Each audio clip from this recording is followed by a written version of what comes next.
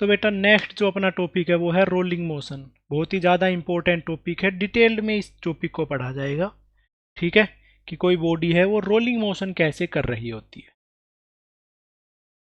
ठीक है, rolling motion ज़्यादा डिटेल में पढ़ने की ज़रूरत तो नहीं है बेटा, क्योंकि नीट के एग्ज़ाम में और जेईई मेंस के एग्ज़ाम से इस टॉपिक को हटा दिया गया है। बट फिर भी कभी अगर हार्ड एग्ज़ाम बने थे, ठीक है, तो उनमें इसके क्वेश्चन पूछे गए थे। सिलेबस में ये लिखा हुआ नहीं है, बट इसके क्वेश्चन पूछे गए हैं, तो इसलिए इसको करना इम्पोर्टेंट हो जाता है। तो अब तक हमने पढ़ा है ट्रांसलेशनल मोशन और रोटेशनल मोशन। अगर कोई बॉडी ट्रांसलेशनल भी और रोटेशनल मोशन दोनों को एक साथ कर रही होती है, तो उस मोशन को बोला जाता है रोलिंग मोशन। ठीक है, translational motion, translational motion plus rotational motion, दोनों मोशन को मिला के जो मोशन बनता है उस मोशन को बोला जाता है रोलिंग मोशन। कोई बॉडी है वो ट्रांसलेट भी कर रही है और रोटेट भी कर रही है, ऐसे मोशन को बोला जाएगा रोलिंग मोशन। तो बेटा इसमें हम 3 केस पढ़ते हैं रोलिंग मोशन में। केस नंबर 1, पहला केस है, इसको समझना पहले तो बेटा। देखो एक अपने पास में इस तरीके से एक स्फेरिकल बॉडी है, ठीक है, इस सरफेस पे है वो, ये जो सरफेस है इस पे।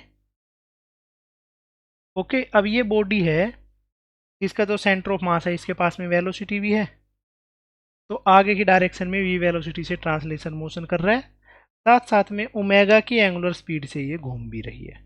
सेंटर ऑफ मास की वेलोसिटी है बेटा वी, वी वेलोसिटी से आगे भी जा रही है, साथ साथ में ओमेगा रेट से घूम भी रही है। ठीक है, और अगर मैं लोवेस्ट पॉइंट की वेलोसिटी की बात करूं, सबसे नीचे वाले पॉइंट की, तो सबसे नीचे वाले पॉइंट पे ये ट्रांसलेशनल वेलोसिटी है, ये तो इसको डायरेक्ट ही मिल जाएगी। नीचे वाले पॉइंट पे जो ट्रांसलेशनल वेलोसिटी है वो है बेटा v। ठीक है, और जो एंगुलर स्पीड है उसकी वजह से भी अपने पास में कुछ स्पीड आएगी इस लोवेस्ट पॉइंट पे, क्योंकि अगर ऐसे रोटेट कर रही है तो यहाँ पे टेंजेंशियल स्पीड होती है हर जगह पे। ठीक है, तो लोवेस्ट पॉइंट पे लिख रहा हूँ मैं, लोवेस्ट पॉइंट पे इसकी वजह से जो स्पीड आ रही है वो है omega into R, R radius की ये बॉडी है। तो अगर ऐसा केस है कि लोवेस्ट वाला जो पॉइंट है वहां पे जो v वाली वेलोसिटी है वो ज़्यादा है इस आर ओमेगा वाले कंपोनेंट से,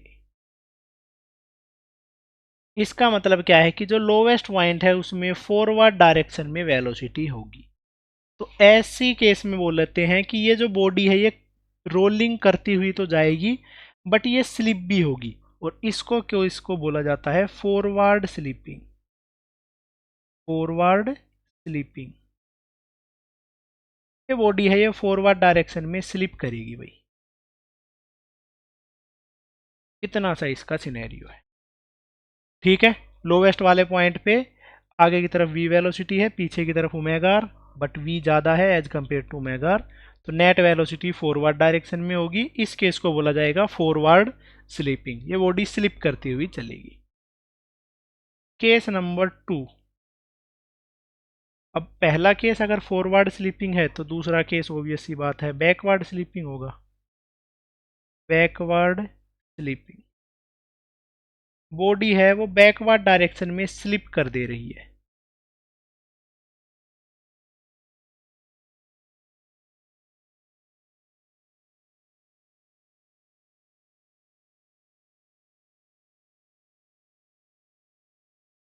ये है बेटा अपने पास में एक हॉरिजॉन्टल प्लेन, इसके ऊपर पे एक बॉडी को रखा गया है, ऐसे करके ये बॉडी को रखा गया है। इस बॉडी के फॉरवर्ड डायरेक्शन में जो वेलोसिटी है वो है v, साथ साथ में बॉडी ओमेगा स्पीड से घूम भी रही है।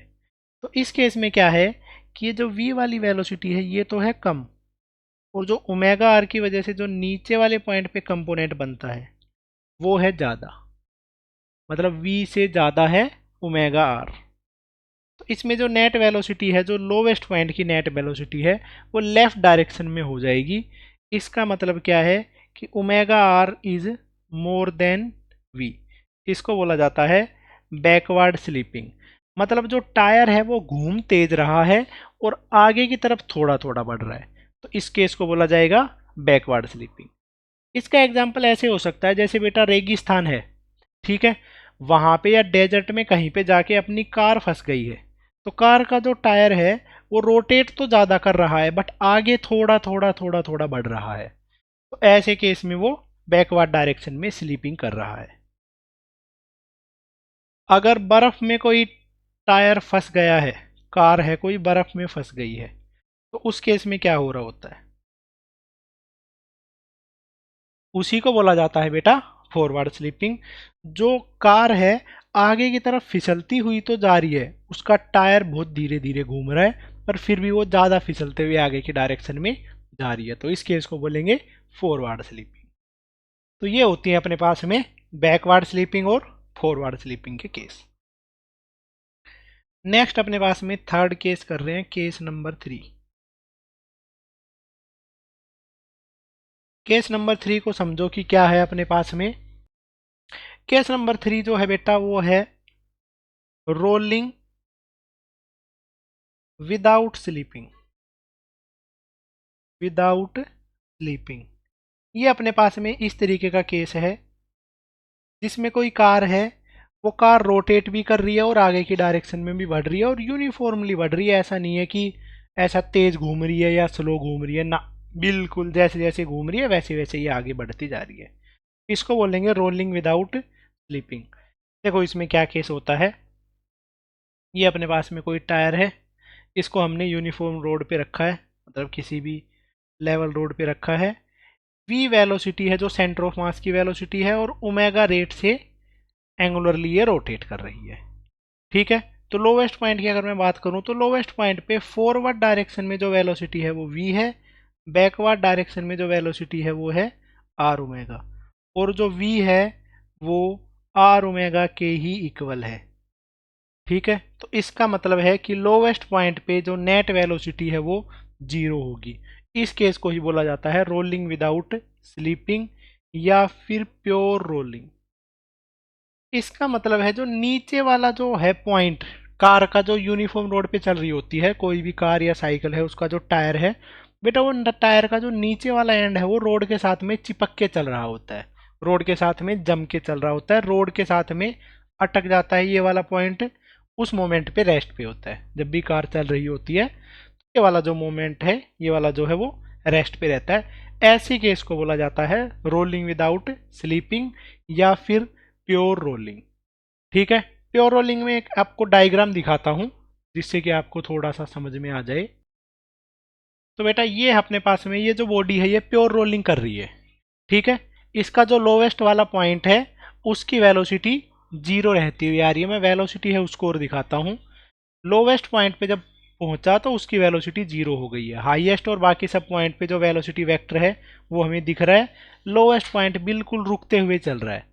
ऐसे मोशन को बोला जाता है प्योर रोलिंग। ट्रांसलेशन मोशन है बेटा, मतलब कि हर किसी पॉइंट की जो वेलोसिटी है वो v है।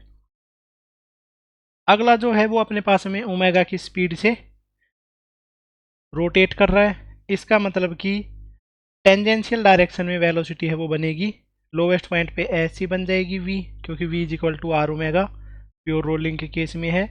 इस पॉइंट पे भी v, इस पॉइंट पे भी v, और ठीक है टेंजेंशियल डायरेक्शन में किसी भी पॉइंट पे हम जो v वेलोसिटी है उसको बना सकते हैं।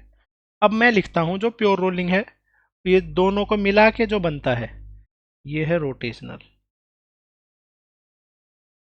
ठीक है। ट्रांसलेशनल और रोटेशनल को दोनों को ऐड करके जो बन गया है वही है अपने पास में रोलिंग, मतलब कि यहाँ पे जो कर रहे हैं वो तो प्योर रोलिंग है।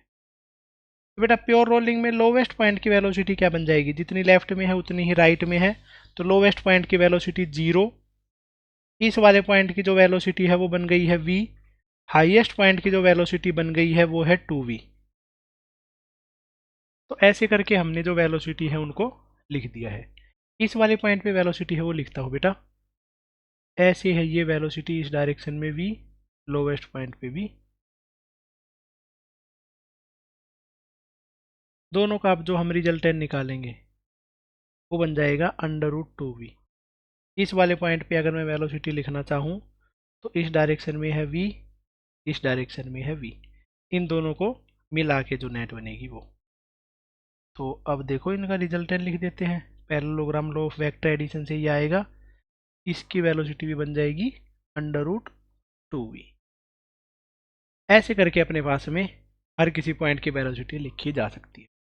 एक बार ऐसा ही क्वेश्चन नीट में आया हुआ है कि बेटा लोवेस्ट पॉइंट की वेलोसिटी ज़्यादा होती है, हाईएस्ट की ज़्यादा होती है, या सेंटर की ज़्यादा होती है। ऐसा कुछ क्वेश्चन पूछा गया था। अभी जो क्वेश्चन जो आया था वो रोलिंग मोशन पे बेस्ड, ठीक है, 1-2 साल पहले का ही क्वेश्चन है, बिल्कुल रिसेंट का ही क्वेश्चन है।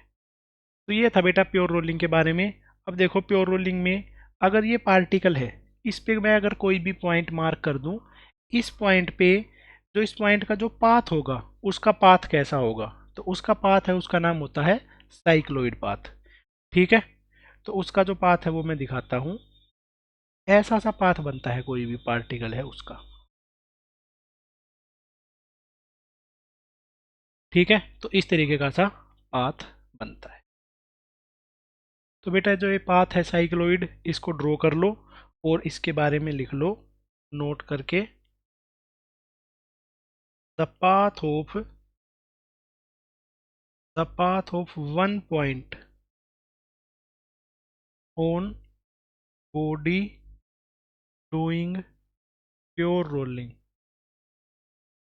कोई भी एक पॉइंट है इस बॉडी का, वो बॉडी जो प्योर रोलिंग कर रही है विल बी साइक्लोइड। इसका जो पाथ है वो साइक्लोइड पाथ होगा। ये वाला जो पाथ है बेटा ये साइक्लोइड पाथ है। चलो तो इस पे बेस्ड एक क्वेश्चन है, क्वेश्चन पूछ लेता हूँ। A wheel is doing pure rolling. एक जो व्हील है वो प्योर रोलिंग कर रहा है on ground. The lowest point is P. जो लोवेस्ट पॉइंट है उसका नाम है P. If it complete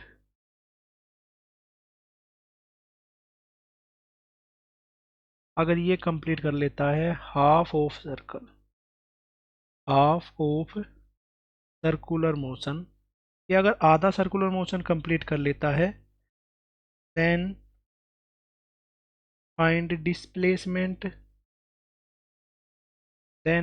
displacement of point P. इसके अंदर जो पॉइंट पी है उसका डिस्प्लेसमेंट हमें कैलकुलेट करना है कि हाफ रिवोल्यूशन करने में जो लोवेस्ट वाला पॉइंट है उसने कितना सा डिस्प्लेसमेंट ट्रेवल किया होगा। ठीक है, और जो रेडियस है, जो व्हील है उसकी रेडियस है, उसको मान लेते हैं आर। ये है बेटा व्हील। ठीक है, यहाँ से स्टार्ट हुआ है, आधा सर्कल जब कंप्लीट कर लेगा तो ये यहाँ से लेकर यहाँ तक पहुँच जाएगा। कंप्लीट सर्कल जब कर लेता है तो 2πr चलता है। अब आधा सर्कल किया है तो कितना चलेगा, πr। और जो लोवेस्ट वाला पॉइंट था वो प्योर रोलिंग में घूम के यहाँ पे पहुँच गया है। आधा सा सर्कल करेगा तो लोवेस्ट वाला पॉइंट घूम के ऊपर की तरफ चला जाएगा। और यहाँ से लेकर यहाँ तक का जो डिस्टेंस है वो है 2r। ये है इस पी पॉइंट का डिस्प्लेसमेंट।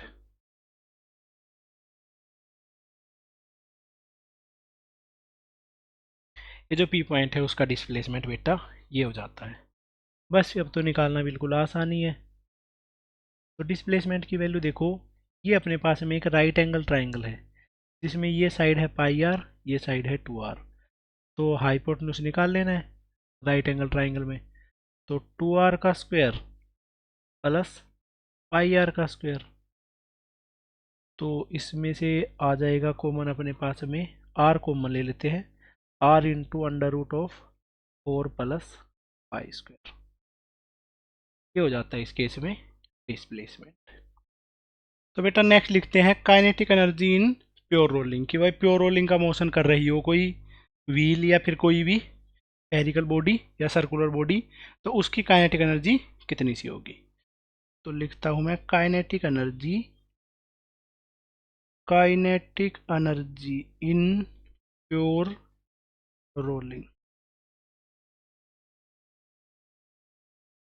तो देखो काइनेटिक एनर्जी कौन सी काइनेटिक एनर्जी होगी, ट्रांसलेशनल काइनेटिक एनर्जी भी होगी, इस केस में रोटेशनल काइनेटिक एनर्जी भी होगी। ट्रांसलेशनल काइनेटिक एनर्जी आ जाएगी half M we square, rotational kinetic energy आ जाएगी हाफ आई ओमेगा स्क्वायर।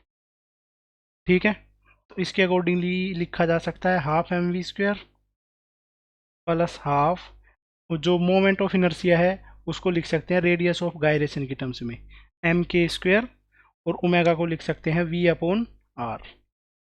ठीक है, क्योंकि v is equal to R omega को फॉलो करेगा जब भी प्योर रोलिंग का मोशन होगा तब। तो जो हाफ एम वी स्क्वायर है उसको मैंने कॉमन ले लिया है, ये बच जाता है 1 प्लस के स्क्वायर अपॉन आर स्क्वायर। ये बन जाती है kinetic energy in pure rolling. बस इतना सा इसका कंसेप्ट है। अब देखो इस पे बेस्ड भी बहुत मल्टीपल टाइम्स क्वेश्चन आए हुए हैं काइनेटिक एनर्जी पे, तो कुछ काइनेटिक एनर्जी पे बेस्ड हैं वो क्वेश्चन, वो करते हैं। तो सबसे पहला क्वेश्चन है ये, तो बेटा अपना जो क्वेश्चन है वो है ये, ए solid sphere is doing pure rolling, find out ratio of kinetic energy of translation plus upon kinetic energy of rotation. देखो निकाल लेते हैं। ट्रांसलेशन की जो काइनेटिक एनर्जी है उसको लिखा जाएगा हाफ एम वी स्क्वायर से, और रोटेशन की जो काइनेटिक एनर्जी है उसको लिखा जाएगा हाफ आई ओमेगा स्क्वायर। तो एम वी स्क्वायर को मैंने डिवाइड कर दिया है आई ओमेगा स्क्वायर से। ठीक है, तो ऊपर तो एम वी स्क्वायर ही रह गया। आई जो moment of inertia solid sphere का वो होता है 2/5 एम आर स्क्वायर, साथ साथ में ओमेगा स्क्वायर। तो अपने पास में m से तो है m कैंसिल हो जाएगा, v square R omega square के इक्वल ही है, r इंटू ओमेगा स्क्वायर के इक्वल। तो ये बचेगा 1/2/5, जिसको लिख सकते हैं 5/2। तो ये अपने पास में रेशियो आ जाता है काइनेटिक एनर्जी ऑफ ट्रांसलेशन का और काइनेटिक एनर्जी ऑफ रोटेशन का। चलो और क्वेश्चन है, ये है अपना question, a hollow sphere mass m radius r is doing pure rolling, find out kinetic energy of translational upon total kinetic energy, मतलब ट्रांसलेशनल और रोटेशनल का सम। तो ये इस तरीके से है क्वेश्चन। तो kinetic energy of translation, kinetic energy of translational motion plus rotational motion, इसको लिखा जाएगा भाई हाफ एम वी स्क्वायर से। ट्रांसलेशन की kinetic energy half M we square ही है, और रोटेशन की काइनेटिक एनर्जी आ जाती है हाफ आई ओमेगा स्क्वायर। ठीक है, तो ऊपर बन गया है हाफ, तो सब में से कैंसिल कर दिया है, ऊपर बच गया है एम वी स्क्वायर, नीचे बच गया है m we square plus moment of inertia 2/3 m are square into omega square. तो m we square upon m we square plus 2/3 m we square. M we square को कॉमन लेके cancel कर देंगे, तो 1/1 प्लस 2/3। तो इसको मैंने लिख दिया है 1/1 प्लस 2/3, जिसको लिख देंगे 5/3, जिसको जब निकालेंगे तो आ जाएगा 3/5। तो ये आ जाता है इसका आंसर। ठीक है, जो लिख नहीं पाया था इसको स्क्रीनशॉट लेके या वीडियो को पॉज करके लिख सकते हो। ठीक है, नेक्स्ट क्वेश्चन जो है वो ये रहा आपकी टीवी स्क्रीन पे। A cylinder mass M radius R is doing pure rolling, calculate kinetic energy of rotation upon kinetic energy of translation. ठीक है, अब बेटा अगर कोई सिर्फ सिलेंडर लिखा रहा है तो हम उसको मान के चलेंगे सॉलिड सिलेंडर, सॉलिड सिलेंडर के अकॉर्डिंगली इसको सोल्व करेंगे।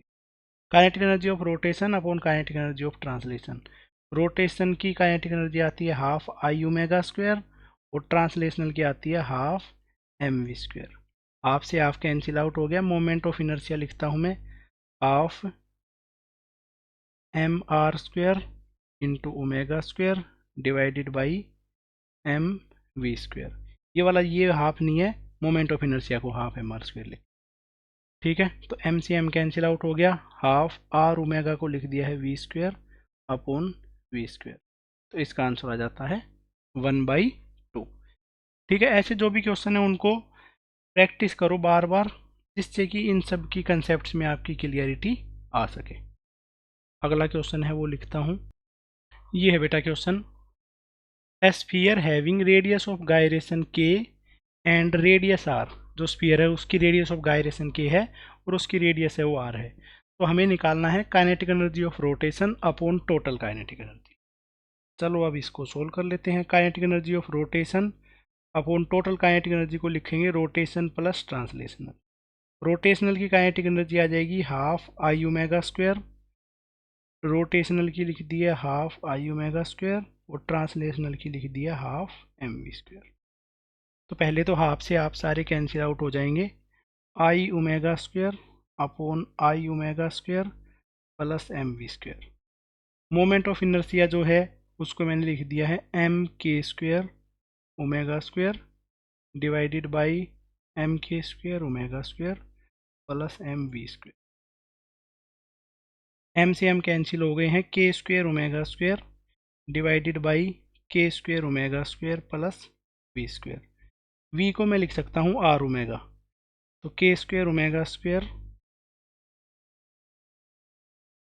Divided by k square omega square plus r square omega square. तो ओमेगा को कॉमन लिया तो आ गया है k square upon k square plus r square.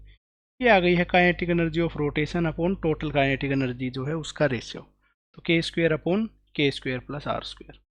बस इतना सा इस चीज़ का आंसर आ गया है, और ज़्यादा इसमें करने की रिक्वायरमेंट नहीं है। ठीक है, तो ये हमने जो चीज़ें थी काइनेटिक एनर्जी के बारे में लिख दी है, जिससे कि काइनेटिक एनर्जी निकालना अपने लिए थोड़ा सा ईजी हो गया है। ठीक है, तो अब देखो और जो चीज़ें हैं वो करते हैं हम।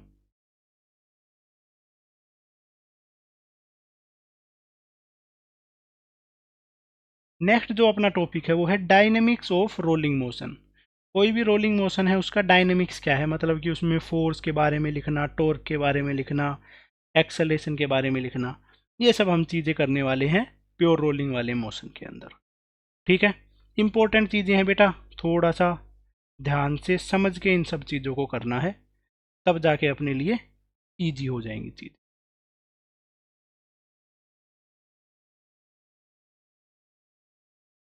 Dynamics of rolling motion.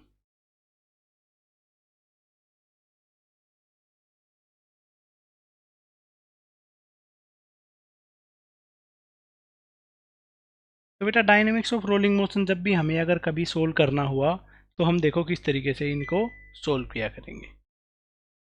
ठीक है, अपने पास में दो टाइप की इक्वेशन सोल्व करी जाएंगी। Here we use two equation. हम यहाँ पे दो इक्वेशन यूज किया करेंगे। एक तो यूज करेंगे फोर्स की इक्वेशन। फोर्स की इक्वेशन क्या है बेटा, कि जो अपने पास में net force is equal to mass into acceleration of centre of mass. ठीक है, दूसरी इसमें यूज करेंगे टॉर्क की इक्वेशन। टॉर्क इक्वेशन, टॉर्क की इक्वेशन क्या होगी कि net torque is equal to I into alpha, moment of inertia into angular acceleration. क्योंकि अपने पास में प्योर रोलिंग होगी, in case of pure rolling, pure rolling के केस में क्या होता है बेटा, v is equal to R omega. ठीक है, इसका अगर मैं डिफ्रेंसिएशन कर दूं तो वेलोसिटी से बन जाएगी अपने पास में एक्सेलरेशन, आर ओमेगा का डिफ्रेंसिएशन करेंगे तो बन जाएगा अल्फा। तो ये इस तरीके से ये जो दो तीन इक्वेशन हैं ये इक्वेशंस को यूज किया करेंगे। एक तो नेट फोर्स की इक्वेशन, एक लिखेंगे नेट टॉर्क की इक्वेशन, और नेक्स्ट लिखा करेंगे acceleration is equal to R alpha, ये वाली इक्वेशन। बस इन तीन इक्वेशन से ही अपने सारे के सारे प्रॉब्लम सोल्व हो जाया करेंगे। तो अब देखो इस पे बेस्ड कुछ केस हैं, उन सबको डिस्कस करते हैं।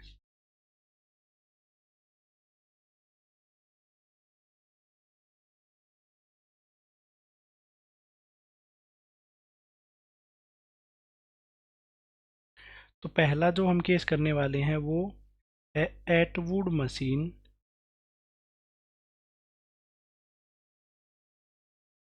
मशीन विद मासिव पुली।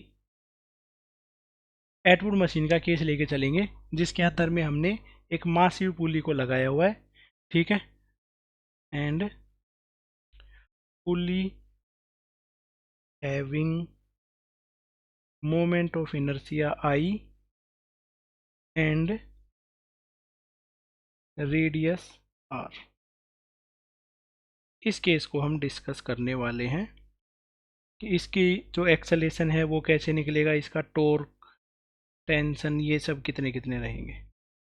ठीक है, तो बेटा देखो ये एक अपने पास में एटवुड मशीन है जिसमें कि हमने एक तरफ मास कनेक्ट किया हुआ है m1, दूसरी तरफ हमने जो मास कनेक्ट किया हुआ है वो है m2। एक तरफ m1 मास कनेक्टेड है, एक तरफ m2 मास कनेक्टेड है, और साथ साथ में ये गिवन है कि m2 की वैल्यू m1 से ज़्यादा है। ओके, नेक्स्ट ये जो पुली है, इस पुली की जो रेडियस है वो r गिवन है, और इसका जो मोमेंट ऑफ इनर्शिया है वो i गिवन है। ठीक है, अब इस चीज़ को हम सोल्व करना चाहते हैं, तो देखो हाँ, और अपने पास में पुली इज डूइंग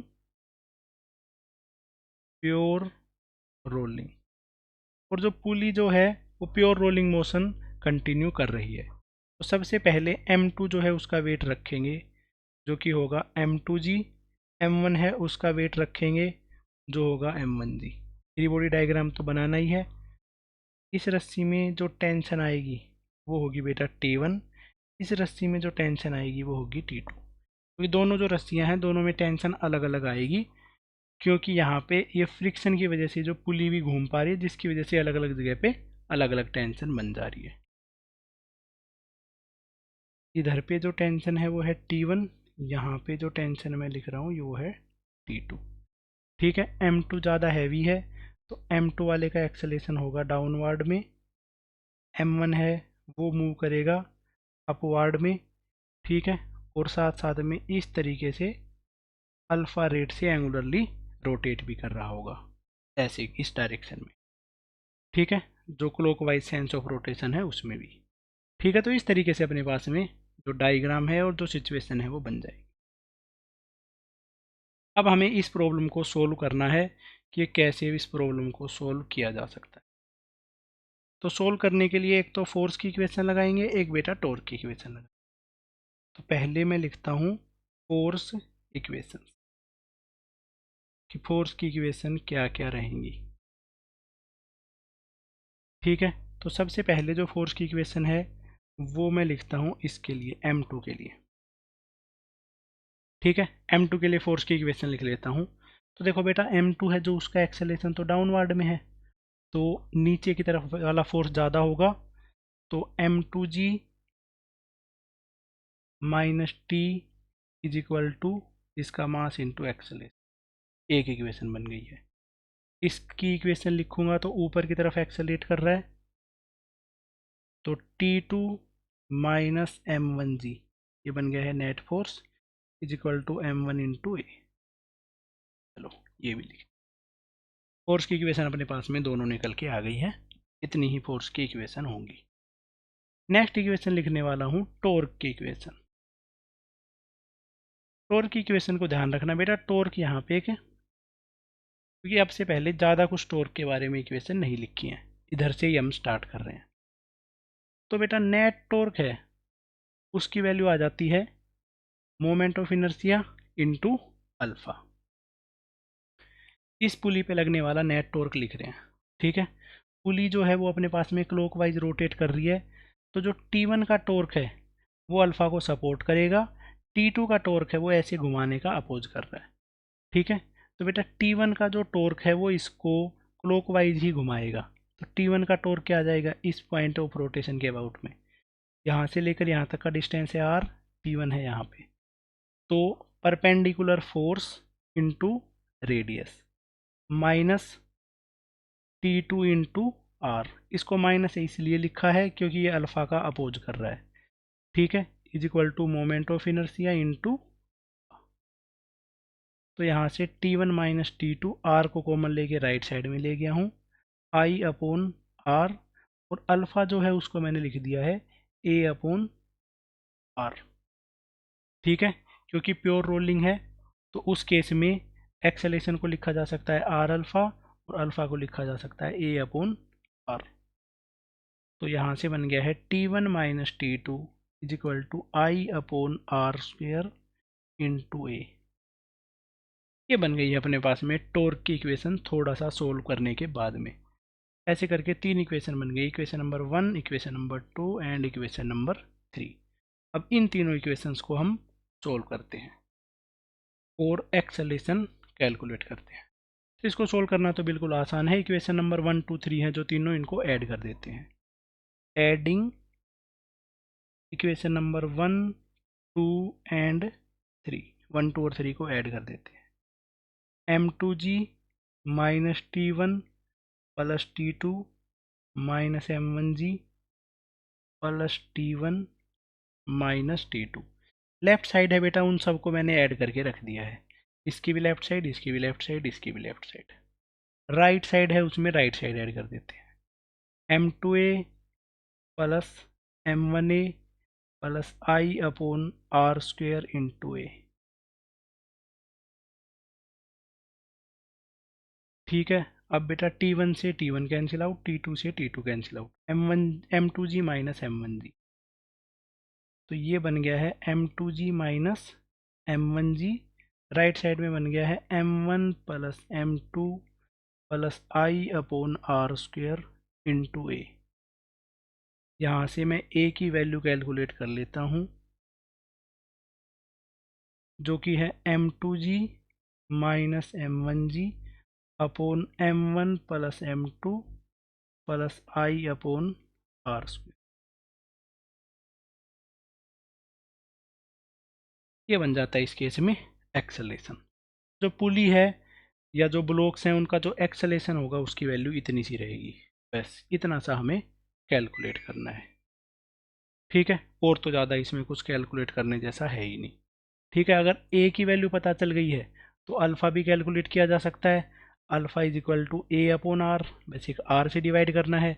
बाकी टेंशन निकालनी हो तो 1 नंबर इक्वेशन में पुट कर देंगे और 2 नंबर में पुट कर देंगे, उनसे अपनी टेंशन आ जाएगी। ठीक है, तो सारी चीज़ें कैलकुलेट करी जाती हैं, बस एक्सेलरेशन निकालना है किसी तरीके से। ओके बेटा, अगर देखो, अगर पुली रोटेट नहीं करती तो उसका मोमेंट ऑफ इनर्शिया क्या हो जाता, जीरो। तो ये टर्म अपने पास में जीरो हो जाती। तो जो स्टैंडर्ड रिजल्ट था वही आ जाता है m2g minus m1g upon m1 plus. ठीक है, तो इस तरीके से रिजल्ट आ जाता। नेक्स्ट देखो बेटा, ये अपने पास में केस है रोलिंग ऑफ टॉयलेट पेपर।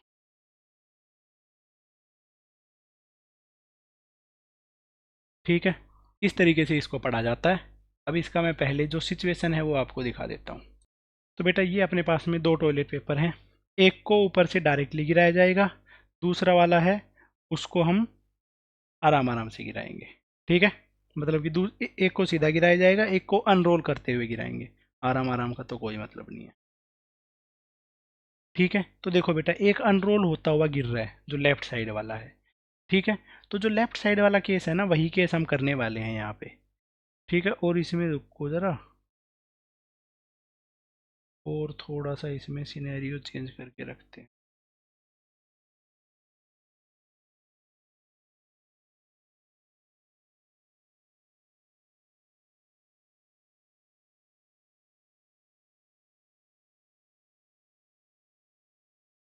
ठीक है, इससे और थोड़ा सा समझना आसान हो सके। जो लेफ्ट साइड वाला है वो देखो अनरोल होते हुए नीचे गिर रहा है। ये जो अनरोल होते हुए नीचे गिरेगा तब इसका एक्सेलेरेशन कितना होगा, ये सब हम करने वाले हैं। चलो तो बेटा कर देते हैं। ठीक है, एक्सेलेरेशन ही निकालना है हमें। Let moment of inertia of rolling of circular paper of this is I. इसकी सेंटर ऑफ मास वाली एक्सिस के अबाउट इसका मोमेंट ऑफ इनर्शिया हमने आई मान लिया है, और इसकी जो रेडियस है एंड रेडियस इसकी हमने मान ली है आर। तो इस तरीके से सिनेरियो है। तो बेटा मैं इसका साइड व्यू बना रहा हूँ। साइड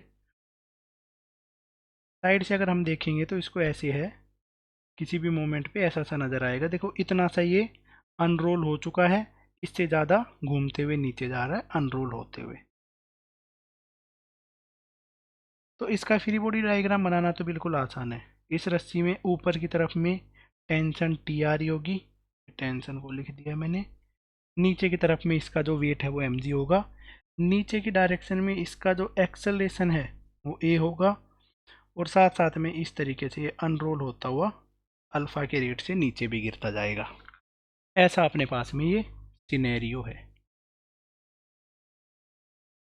तो देखो इसको सोल्व करते हैं। सबसे पहला जो है वो है फोर्स इक्वेशन। सबसे पहली इक्वेशन लिखेंगे फोर्स वाली इक्वेशन। तो नेट फोर्स के लिए क्या फॉर्मूला है? Net force is equal to mass into acceleration, यही है। नीचे की तरफ में है mg, ऊपर की तरफ में है t, और एक्सेलेरेशन है इसका a। तो बेटा mg ज़्यादा है, minus t is equal to ma। ये बन जाती है अपने पास में इक्वेशन नंबर 1। नेक्स्ट लिखनी है टॉर्क की इक्वेशन। टॉर्क इक्वेशन, ठीक है। टॉर्क हम निकालने वाले हैं इसकी एक्सिस ऑफ रोटेशन, जो कि इसकी सेंटर ऑफ मास वाली एक्सिस है, इसके अबाउट में, ठीक है। तो देखो इस पॉइंट के अबाउट में mg का जो टॉर्क है वो 0 आएगा, और जो टेंशन है उसका टॉर्क क्या आएगा? Tension into R. और टेंशन का टॉर्क इसको रोटेट करने में हेल्प भी कर रहा है। तो tension into R is equal to अपने पास में moment of inertia into alpha. तो tension is equal to I upon R. Alpha की वैल्यू है एक्सेलेरेशन अपॉन आर, क्योंकि प्योर रोलिंग कर रहा है, तो ए अपॉन आर लिख दिया है। I upon are square into A is equal to T. ये लो, ये बन गई है दूसरी इक्वेशन। दोनों इक्वेशन को सोल्व करके एक्सेलेरेशन निकालना है। इक्वेशन नंबर 1 में इक्वेशन नंबर 2 को ऐड कर देते हैं।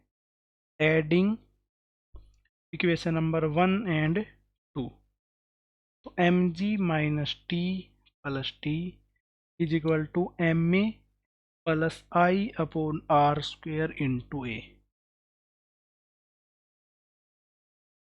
टी से टी कैंसिल आउट, ए को मैंने ले लिया है common. m plus I upon are square into A will be equal to mg। Acceleration की वैल्यू हो जाती है mg divided by m plus I upon are square. ये बन जाता है इस केस में एक्सेलेरेशन। बिल्कुल सही जवाब है ये।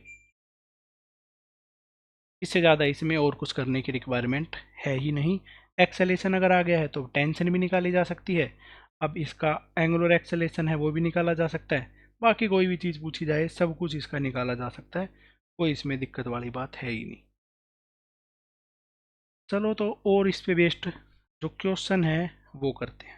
कुछ सिंपल सिंपल से क्वेश्चन बताता हूँ।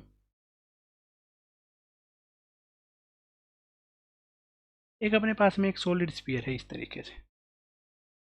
है सॉलिड स्फीयर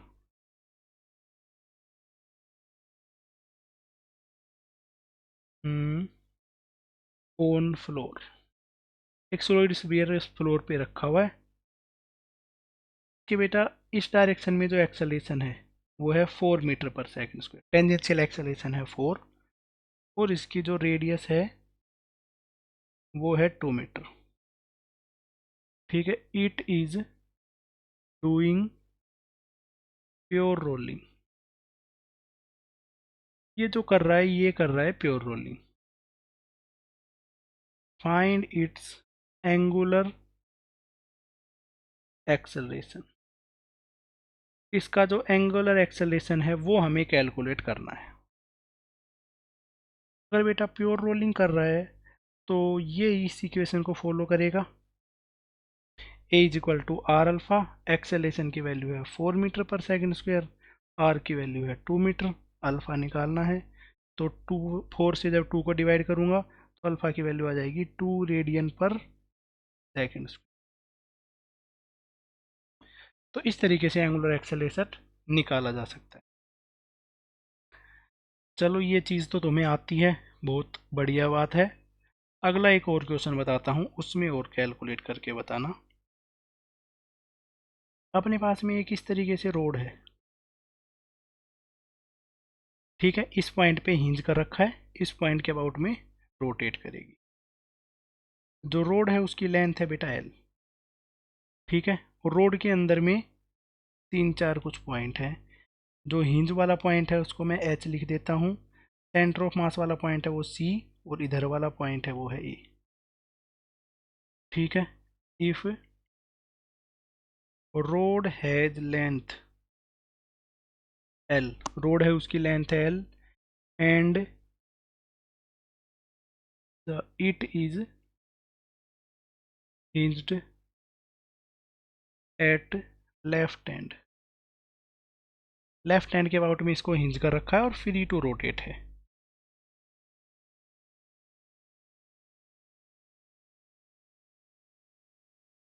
इस तरीके से फ्री टू रोटेट है। इफ इट हैज एक्सेलरेशन, इसकी बेटा लेंथ है एल, एल की वैल्यू बता देता हूँ 4 metre. If it has angular acceleration, angular acceleration जो अल्फा है उसकी वैल्यू है 2 रेडियन पर सेकेंड। इसका जो एंगुलर एक्सेलरेशन है वो है 2 रेडियन पर second square. Find out acceleration of point H, C और ए। इन तीनों जो पॉइंट है उनका एक्सेलरेशन हमें कैलकुलेट करना है। हिंज पॉइंट का एक्सेलरेशन कितना होगा, सेंटर ऑफ मास का एक्सेलरेशन कितना होगा, और जो राइट मोस्ट एंड है उसका एक्सेलरेशन कितना होगा। ये इतना सा क्वेश्चन है। वीडियो को पॉज करो और इस क्वेश्चन का आंसर निकालो। तो बेटा देखो, अब ये अल्फा रेट से जब घूम रहा होगा कोई बॉडी, रोलिंग कर रही है, रोलिंग जब कर रही है तो उस केस में क्या है, देखो इसके जो सबसे पास वाला पॉइंट है, इस वाले पॉइंट का तो एक्सेलेरेशन 0 ही होता है। इससे जितना दूर है वहाँ तक का डिस्टेंस देखेंगे और इसके अकॉर्डिंगली इस पॉइंट का अल्फा देखेंगे। इस तरीके से अपना आंसर निकल आ जाता है। एक्सेलेरेशन का फॉर्मूला बनता है आर इंटू अल्फा। आर है अपने पास में एक्स इज ऑफ रोटेशन से डिस्टेंस, तो एक्सेलेरेशन ऑफ पॉइंट एच 0, सी वाला पॉइंट का यहाँ से जो डिस्टेंस है वो है एल बाई 2, तो L by 2 into alpha. L है 4 अपॉन 2 और अल्फ़ा, अल्फ़ा की वैल्यू है 2। एक्सेलेरेशन आ गया है सेंटर ऑफ मास का 4 मीटर पर सेकंड स्क्वायर, और एक्सेलेरेशन हमें निकालना है ए वाले पॉइंट का। ए वाले पॉइंट का एक्सेलेरेशन आ जाएगा, यहाँ तक का डिस्टेंस है अल्फ़ा, यहाँ तक का डिस्टेंस है एल इंटू अल्फ़ा, तो एल की वैल्यू है 4 और जो अल्फ़ा है उसकी वैल्यू है 2, तो 8 मीटर पर सेकंड स्क्वायर। इस तरीके से किसी भी पॉइंट का एक्सेलरेशन निकाला जा सकता है, अगर एंगुलर एक्सेलरेशन किसी तरीके से हम निकाल लें तब। सिंपल सा अपने पास में ये सिनेरियो होता है। तो बेटा ये अपने पास में क्वेश्चन, ठीक है। एक रोड है जिसको हैंग कर रखा है दो स्ट्रिंग से इक्वल लेंथ की, जो ये वाली दो स्ट्रिंग है उनसे एक रोड को बांध के यहाँ पे लटकाया गया है। रोड जो है उसका मास है एम, रोड है उसकी लेंथ है एल, तो रोड का मास है एम और एल है रोड की लेंथ, और जो रोड है वो यूनिफॉर्म है, ठीक है। एक एंड है जो स्ट्रिंग का उसको मैंने कट कर दिया है, एक एंड है स्ट्रिंग का उसको अगर हम कट कर देंगे इधर वाले एंड को, ठीक है, तो उस केस में हमें बताना है रोड है वो किस एक्सेलेरेशन से नीचे गिरेगी और इस वाली रस्सी में टेंशन कितनी आएगी, ठीक है, जस्ट आफ्टर कट। तो ये क्या है, जस्ट आफ्टर कट, कट करते ही उस रोड में टेंशन कितनी, उस रस्सी में टेंशन कितनी होगी, साथ साथ में रोड का एक्सेलेरेशन कितना होगा, ये हमें निकालना है बेटा। देखो क्वेश्चन बिल्कुल भी मुश्किल नहीं है, एक बार क्वेश्चन को नोट कर लो बस, बाकी सॉल्यूशन इसका करते हैं। ऐसे है अपने पास में ये रोड, इस वाले ये रवाड़ी बची रह गई है, दूसरा वाला जो है वो कट गया है। अब बेटा इसका जो मास है, इसका जो वेट है वो इसके लग रहा होगा सेंटर ऑफ मास पे या सेंटर ऑफ ग्रेविटी पे। अपवर्ड डायरेक्शन में जो टेंशन है वो टी लग रही होगी, ठीक है। इधर से लेकर इधर तक के अगर मैं डिस्टेंस की बात करूं तो यहाँ तक का जो डिस्टेंस है वो बनेगा एल बाई 2, इधर तक का जो डिस्टेंस है वो भी बनेगा L/2। सेंटर ऑफ मास वाले पॉइंट को मैं C लिख देता हूँ। इस पॉइंट के अबाउट रोड रोटेट करेगी, इसको A लिख दिया, और दूसरे वाला एंड है उसको मैंने नाम दे दिया है B, ताकि इक्वेशन समझना अपने लिए थोड़ा सा ईजी हो जाए। बेटा ऐसा कोई भी क्वेश्चन आएगा, उस केस में हमें फोर्स की इक्वेशन लिखनी पड़ेगी और टॉर्क की इक्वेशन लिखनी पड़ेगी। तो सबसे पहले तो टॉर्क की ही इक्वेशन लिख देता हूँ। टॉर्क इक्वेशन, तो अब टॉर्क की इक्वेशन कौन से पॉइंट के अबाउट में लिखेंगे? बेटा टॉर्क की इक्वेशन इस वाले पॉइंट के अबाउट में लिखता हूँ, जहाँ से इसको, मतलब जहाँ से जिसके अबाउट में रोटेट करेगी। देखो अगर ऐसी रोड है, इधर से कटेगी तो थोड़ी देर बाद ऐसी बनेगी, फिर ऐसे नीचे आएगी, ऐसे ऐसे नीचे आती हुई चली जाएगी। तो इस पॉइंट के अबाउट में रोटेट करती हुई रोड नीचे आएगी। तो इस पॉइंट की मैं इक्वेशन लिख रहा हूँ। इक्वेशन क्या आ जाती है? Net torque is equal to moment of inertia into alpha. इस पॉइंट पे लगने वाला नेट टॉर्क, ऊपर की तरफ टेंशन है, इसी पॉइंट पे लग रही है, तो टेंशन का जो टॉर्क है वो हो जाएगा 0। mg जो है नीचे की तरफ लग रहा है, वहाँ तक की जो लेंथ है वो है L/, परपेंडिकुलर डिस्टेंस है वो है L/2, और ये अपने पास में इस तरीके से नीचे की तरफ घूमता हुआ जाएगा अल्फा रेट से, is equal to moment of inertia. हाँ, रोड का एक एंड के अबाउट जो मोमेंट ऑफ इनर्शिया है वो होता है ml² / 3 इंटू अल्फा। तो m से m कैंसिल आउट, एक l से एक l कैंसिल आउट, तो जो अल्फा है उसकी वैल्यू हो जाती है 3g/2l। एक क्वेश्चन बेटा हमने कर लिया है, ये वाला जो क्वेश्चन है बिल्कुल नीट में आया हुआ क्वेश्चन है। ठीक है, सिर्फ अल्फा पूछा गया था, इस केस में नीट का एक क्वेश्चन तुमसे डन हो गया है। अब देखो बेटा एक्सेलेशन लिखता हूँ, ए वाले पॉइंट का, बी वाले पॉइंट का और सी वाले पॉइंट का। एक्सेलेशन इससे पहले भी हमने लिखा नया सीखा है। एक्सेलेशन ऑफ पॉइंट ए वाले पॉइंट तक का जो डिस्टेंस है वो तो 0 ही है, तो ए का एक्सेलेशन 0। एक्सेलेशन ऑफ बी वाले पॉइंट का एंगुलर एक्सेलेशन है अल्फा, और वहाँ तक का डिस्टेंस है एल, तो आ जाएगा अल्फा की वैल्यू है 3g/2l इंटू एल, तो 3/2 या 3g/, बी का एक्सेलेशन आ गया। सी वाले पॉइंट का एक्सेलेशन लिखता हूँ, acceleration of point C, alpha rate से घूम रहा है, इधर तक का जो डिस्टेंस है वो है L/2, तो अल्फा इंटू L/2, अल्फा की वैल्यू है 3g/2l इंटू L/2, तो इसका आंसर हो जाएगा 3/4g। सी वाले पॉइंट है जो उसका एक्सेलेशन आ जाता है 3g/4 या 3/4 इंटू जी, ये आ जाता है एक्सेलेशन। ठीक है, सी पॉइंट का भी एक्सेलेशन लिख दिया। एक चीज़ रह गई थी बेटा, फोर्स की इक्वेशन। फोर्स वाली इक्वेशन से ही अपने पास में टेंशन निकल के आएगी। इस मोमेंट पे फोर्स की इक्वेशन लिखते हैं। देखो बेटा, नीचे की तरफ है mg, ऊपर की तरफ है टेंशन, और एक्सेलेशन होगा डाउनवर्ड डायरेक्शन में। ठीक है, क्योंकि नीचे की तरफ वो जा रहा है। तो अपने पास में क्या हो गया है, mg minus T is equal to mass into acceleration of centre of मास।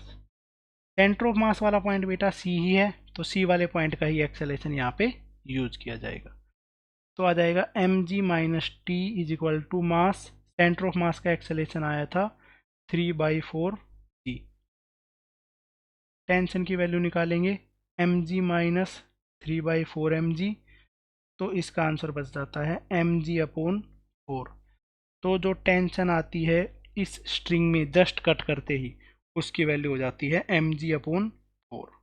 बस, इससे ज़्यादा इसमें और कुछ करने की रिक्वायरमेंट ही नहीं है। बिल्कुल अपना जो क्वेश्चन है वो डन हो गया है, और इसमें कुछ भी चीज़ नहीं पूछी गई है। ठीक है, अब बेटा इसमें देखो, इस पे बेस्ड सिमिलर क्वेश्चन भी आए हुए हैं। ये वाला बहुत ही इंपॉर्टेंट कंसेप्ट है, नीट और जेई में मल्टीपल टाइम्स इसी कंसेप्ट पे ही क्वेश्चन आए हुए हैं, एक स्ट्रिंग को कट करने वाले पे। देखो एक बार क्वेश्चन ऐसे आया हुआ था कि दो नाइफ रखे हुए हैं।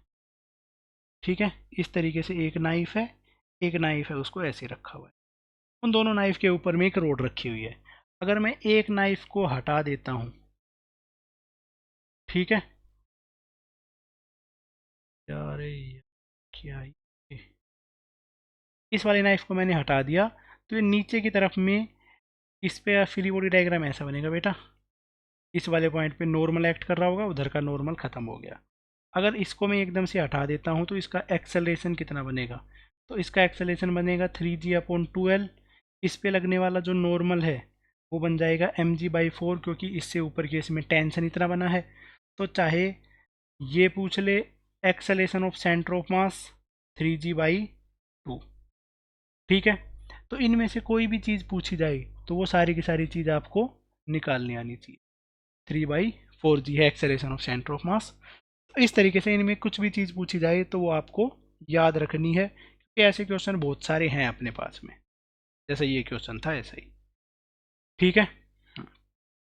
तो एक अच्छी वैरायटी ऑफ क्वेश्चन यहाँ पे हो गई है। और इससे आगे नेक्स्ट टाइप के क्वेश्चंस करते हैं जो कि अपने पास में प्योर रोलिंग में आ जाते हैं। बेटा नेक्स्ट क्वेश्चन है, देखो इस तरीके से है। एक मान लेते हैं अपने पास में एक सॉलिड स्फीयर है,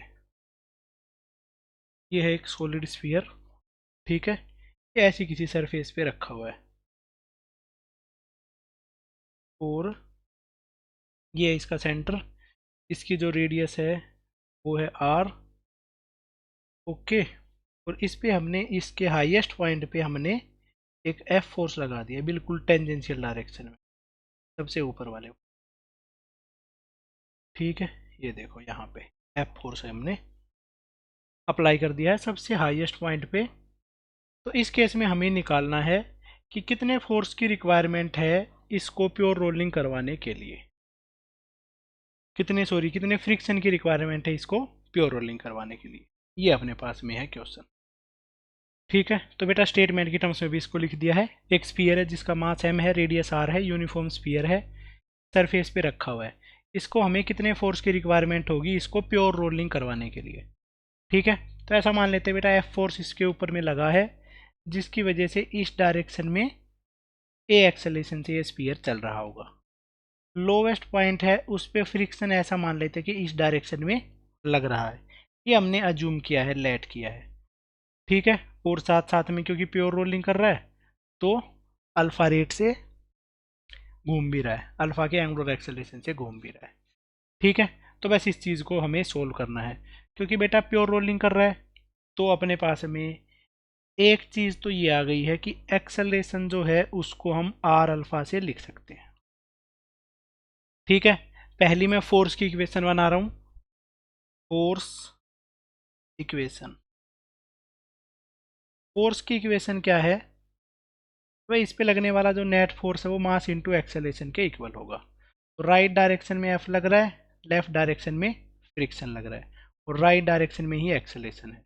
तो नेट फोर्स है वो बन जाएगा F minus friction is equal to M में। ये इक्वेशन बन जाती है फोर्स की जो इक्वेशन है, F minus F is equal to M में। नेक्स्ट इक्वेशन में लिखने वाला हूँ टॉर्क की इक्वेशन, ठीक है। तो बेटा इस पे जो टॉर्क लग रहा है वो देखते हैं, इस पे जो एक्सेलरेशन है वो इस पे क्लॉकवाइज है, क्लॉकवाइज एक्सेलरेशन मतलब कि क्लॉकवाइज है। ये वाला जो फ्रिक्शन है इसका टॉर्क भी इसको क्लॉकवाइज घुमा रहा है, ये वाला जो फोर्स है इसका टॉर्क भी इसको क्लॉकवाइज ही घुमा रहा है। एम जी का जो टॉर्क है वो जीरो आएगा, यहाँ पे लगने वाला जो नॉर्मल है इसका टॉर्क भी जीरो आएगा, ठीक है, क्योंकि वो दोनों सेंटर ऑफ मास से ही पास हो रहे हैं। तो F into R plus friction into R is equal to इसका moment of inertia into alpha, net torque is equal to I alpha. चाहे एक लाइन इसकी ऐसे लिख लो, net torque is equal to I alpha. अब बस इसको सोल्व करते हैं, force plus friction into R is equal to moment of inertia 2/5 M R square into alpha, 2/5 M R square, alpha को लिख दिया है ए बाई आर। तो F plus F into R, एक आर से ही एक आर कैंसिल आउट, इस आर से दूसरा आर कैंसिल आउट। तो फोर्स प्लस फ्रिक्शन जो है उसकी वैल्यू अपने पास में निकल के आ जाती है 2/5 एम के इक्वल। ये बन गई इक्वेशन नंबर 2, ये बन गई इक्वेशन नंबर 1। अब इक्वेशन नंबर 1 और 2 को सोल्व करके हमें फ्रिक्शन कैलकुलेट करना है। क्लियर सी बात है, इन दोनों को सोल्व करके फ्रिक्शन की वैल्यू कैलकुलेट करनी है, और फ्रिक्शन की वैल्यू हमें कैलकुलेट करनी है फोर्स की टर्म्स में। ठीक है, तो उसको हम देखो कैसे करेंगे। यहाँ से एम ए की वैल्यू इक्वेशन नंबर 2 में पुट कर देंगे। Put value of M A from 1 into equation number 2, तो ये बन जाएगा F plus F is equal to 2/5 F minus F. बस इसको क्रॉस मल्टीप्लाई कर देते हैं। 5 capital F plus 5 friction is equal to 2 capital F minus 2 time of, तो ये हो जाता है 7 time of friction is equal to -3 F. Friction की वैल्यू हो जाती है -3/7 एफ। तो बेटा जो फ्रिक्शन है उसकी वैल्यू आ गई है -3/7। जो नेगेटिव साइन है ये सजेस्ट कर रहा है जो हमने फ्रिक्शन की डायरेक्शन ली थी वो गलत है, उससे अपोजिट डायरेक्शन लेनी चाहिए। तो यहाँ पे negative sign suggest that friction act forward. जो फ्रिक्शन है वो हमने बैकवर्ड डायरेक्शन में ले लिया था, आगे की तरफ जा रहा है तो इधर ले लिया था, बट एक्चुअल में फ्रिक्शन फॉरवर्ड डायरेक्शन में लगेगा, और उसकी वैल्यू होगी 3/7 एफ के इक्वल। बस इतना सा इस चीज़ से हमें सजेशन मिलता है। बेटा नेक्स्ट क्वेश्चन देखो किस तरीके से है। एक इस तरीके से अपने पास में कोई होलो स्फीयर है, ये वाली जो बॉडी है ये है होलो स्फीयर। ये होलो स्फीयर का सेंटर ऑफ मास है, ये इसका जो सेंटर है। ठीक है, सेंटर ऑफ मास के अबाउट में रोटेट करती हुई आगे जाएगी। तो ये मैंने लिख दिया है, ये एक होलो स्फीयर है। होलो स्फीयर है, यूनिफॉर्म है, जिसका मास है m, रेडियस है r।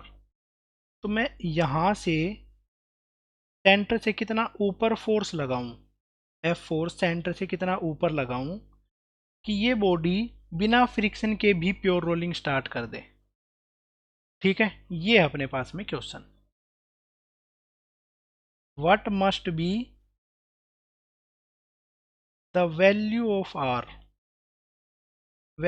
r such that no friction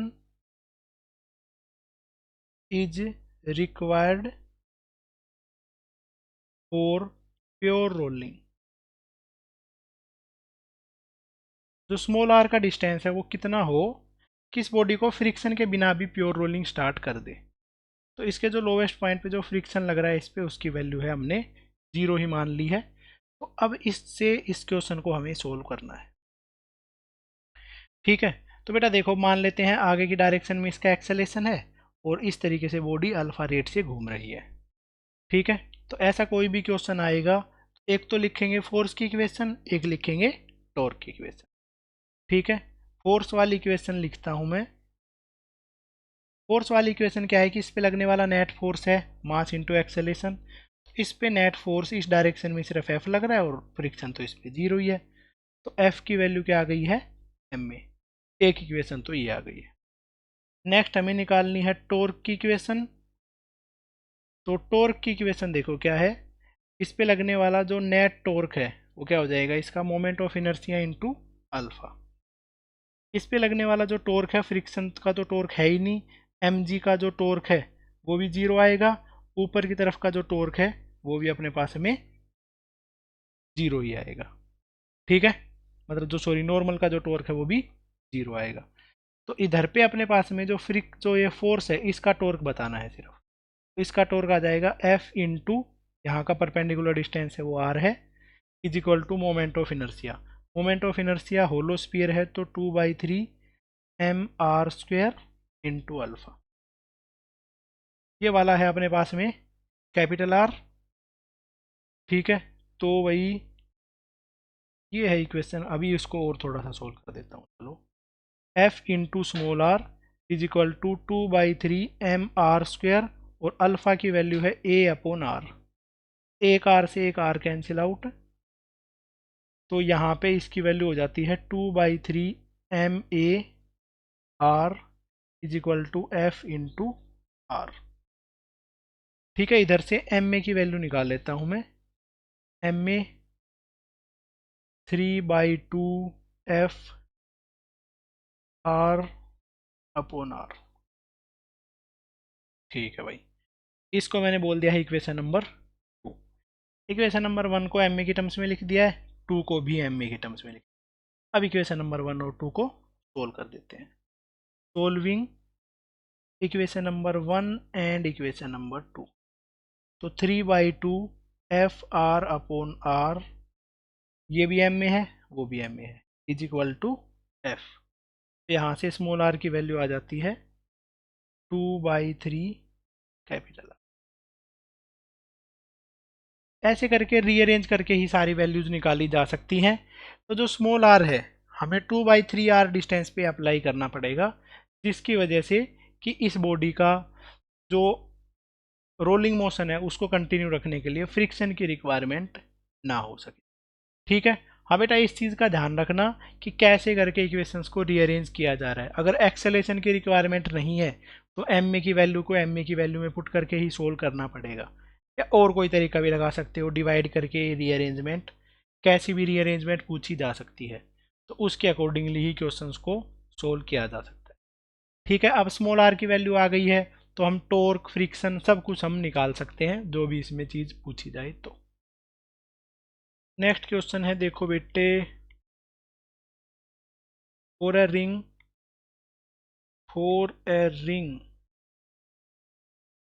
at what distance from center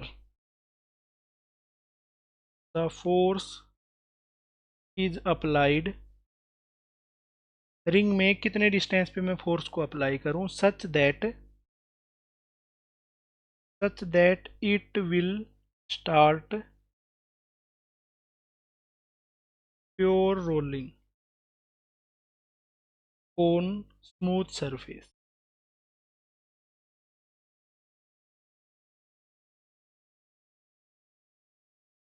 ring का केस है बेटा, रिंग के केस में मैं कहाँ पे फोर्स अप्लाई करूं कि बिना फ्रिक्शन के भी प्योर रोलिंग हो जाए। ये देखो तो बेटा, ये है रिंग। रिंग के केस में हम मान लेते हैं कि सेंटर से आर डिस्टेंस ऊपर ही फोर्स लगाना पड़ेगा। ठीक है भाई, नीचे की तरफ तो सोच भी नहीं सकते हैं, क्योंकि नीचे की तरफ हम अगर फोर्स लगाएंगे तो वो जो है अल्फा मिलेगा उसको, वो अपोजिट डायरेक्शन में मिलेगा, और जा रहा है वो अपोजिट डायरेक्शन में है, तो उस केस में तो पॉसिबल नहीं हो पाएगा। इस पॉइंट से कुछ ना कुछ ऊपर ही लगाना पड़ेगा, इस बारे में तो ध्यान ही रखना। ठीक है बेटा, ऊपर की तरफ फोर्स लगाएंगे ना तो इस तरीके से क्लॉकवाइज एंगुलर एक्सेलरेशन मिलेगा। अगर मैं नीचे की तरफ फोर्स लगाऊंगा, यहाँ पे किस अगर मैं फोर्स लगाऊंगा तो बॉडी को एंटी क्लॉकवाइज डायरेक्शन में एंगुलर एक्सेलरेशन मिलेगा और एक्सेलरेशन मिलेगा सामने की डायरेक्शन में, तो कभी प्योर रोलिंग हो ही नहीं पाएगी। तो थोड़ा सा ऊपर की तरफ हमने एफ फोर्स लगा दिया है, थोड़ा ऊपर के डिस्टेंस पे। अब ये वाली जो है ए डायरेक्शन ए से एक्सेलेरेट कर रही है, साथ साथ में इसकी वजह से अल्फा रेट से घूम रही होगी रिंग। यहाँ पे लिखता हूँ मैं फोर्स की इक्वेशन। सबसे पहले तो मैं लिखता हूँ फोर्स की इक्वेशन। फोर्स की इक्वेशन क्या है कि भाई net force is equal to इस बॉडी का मास इनटू एक्सेलरेशन। नेक्स्ट लिखता हूँ मैं टॉर्क की इक्वेशन। टॉर्क इक्वेशन, टॉर्क की इक्वेशन है net torque is equal to I alpha. Net torque is equal to I into alpha. तो इस बॉडी पे लगने वाला टॉर्क कितना है, तो फ्रिक्शन का तो टॉर्क होगा ही नहीं, फ्रिक्शन तो है ही जीरो।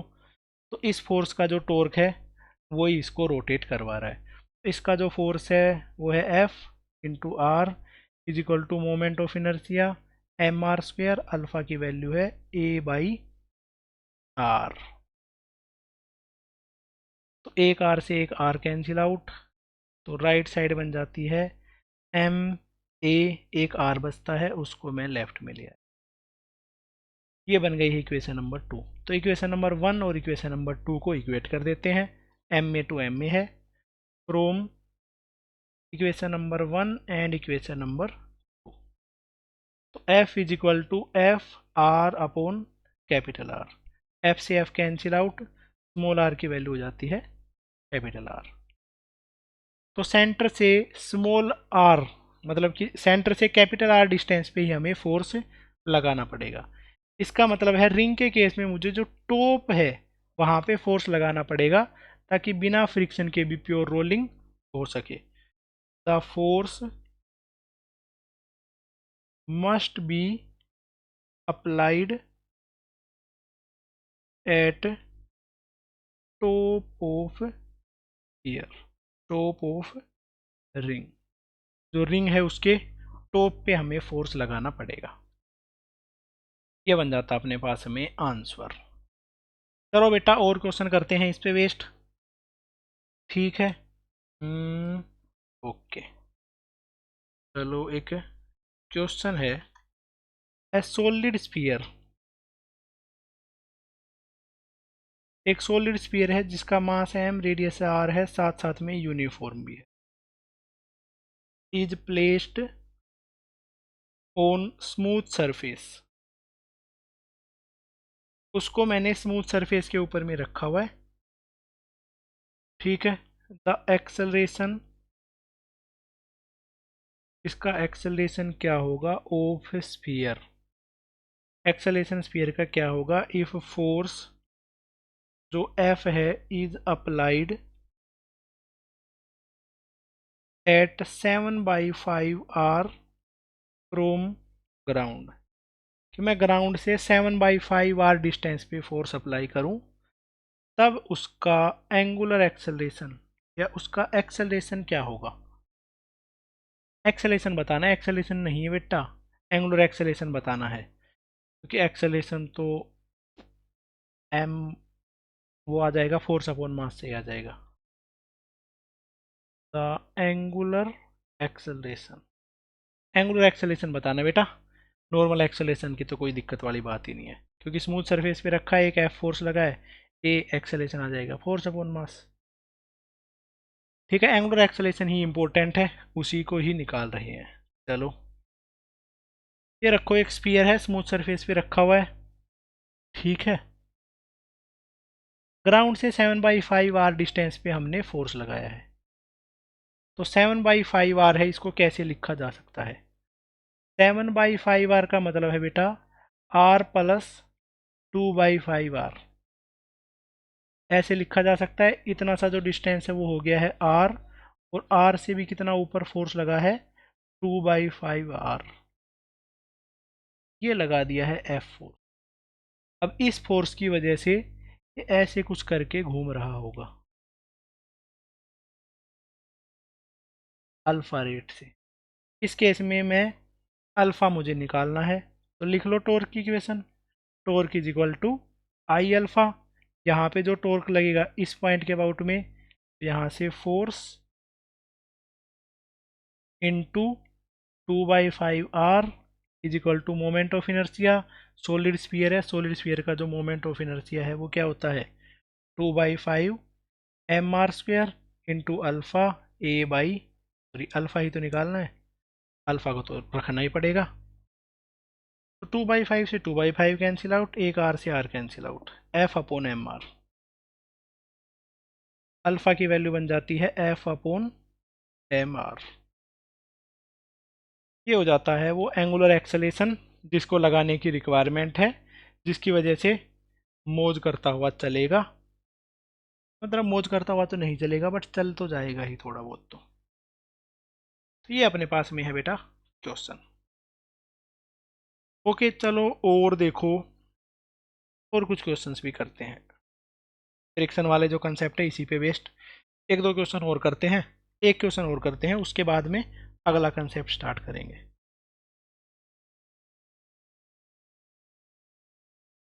ठीक है, लेट अ डिस्क, एक डिस्क मान ली है, यूनिफॉर्म है डिस्क, जिसका मास है एम मेरे बच्चे, रेडियस है आर,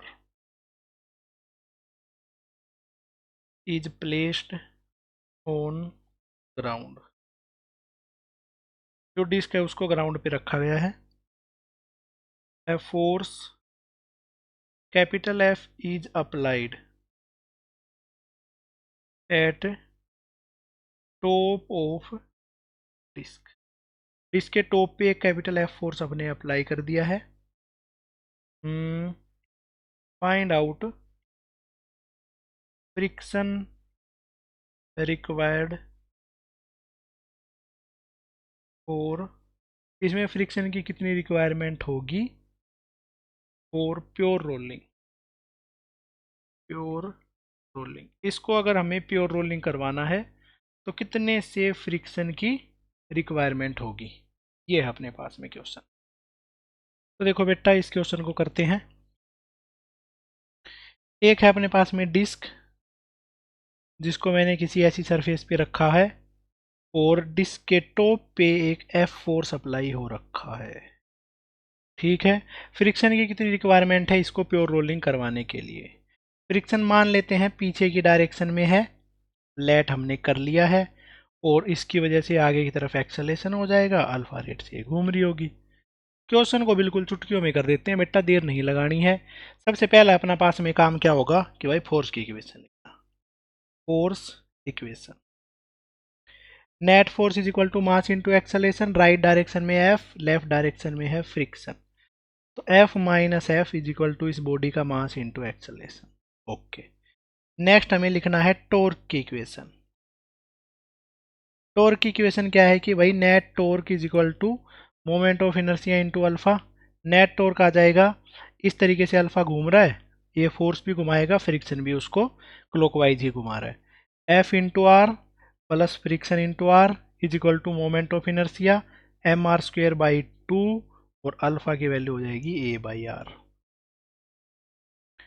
एक आर तो बेटा यहाँ से कैंसिल कर देंगे, एक आर यहाँ से कैंसिल कर देंगे, तो ये बन जाएगा F plus friction is equal to M A by 2। Rearrange कर लिया ना बेटा, अच्छे तरीके से रीअरेंज करना आना भी चाहिए। ठीक है, तो बेटा इधर से एम ए की वैल्यू निकालनी है मैंने, 2f प्लस 2f, ये हो गई इक्वेशन नंबर 2। इक्वेशन नंबर 1 और इक्वेशन नंबर 2 है। फ्रॉम 1 एंड 2 राइट साइड दोनों की सेम है तो लेफ्ट साइड भी सेम होगी। Force plus friction is equal to 2 force plus 2 friction. ठीक बात है, फोर्स माइनस फ्रिक्शन था बेटा। 3 time of friction is equal to minus F, तो भाई फ्रिक्शन की वैल्यू हो जाती है माइनस एफ बाई 3। यहाँ पे भी भाई फॉरवर्ड डायरेक्शन में फ्रिक्शन लग रहा होगा, और ये अपने पास में आंसर आ गया है। बस इतना सा क्वेश्चन था, इससे ज़्यादा इसमें कुछ भी करने की रिक्वायरमेंट है ही नहीं। ठीक है, तो बेटा नेक्स्ट टाइप का जो क्वेश्चन है ना वो स्टार्ट करते हैं। Rolling on an inclined plane, अलग टॉपिक है बेटा, समझने की जरूरत है, शुरुआत से इसको समझते हुए चलना। Rolling on an inclined plane,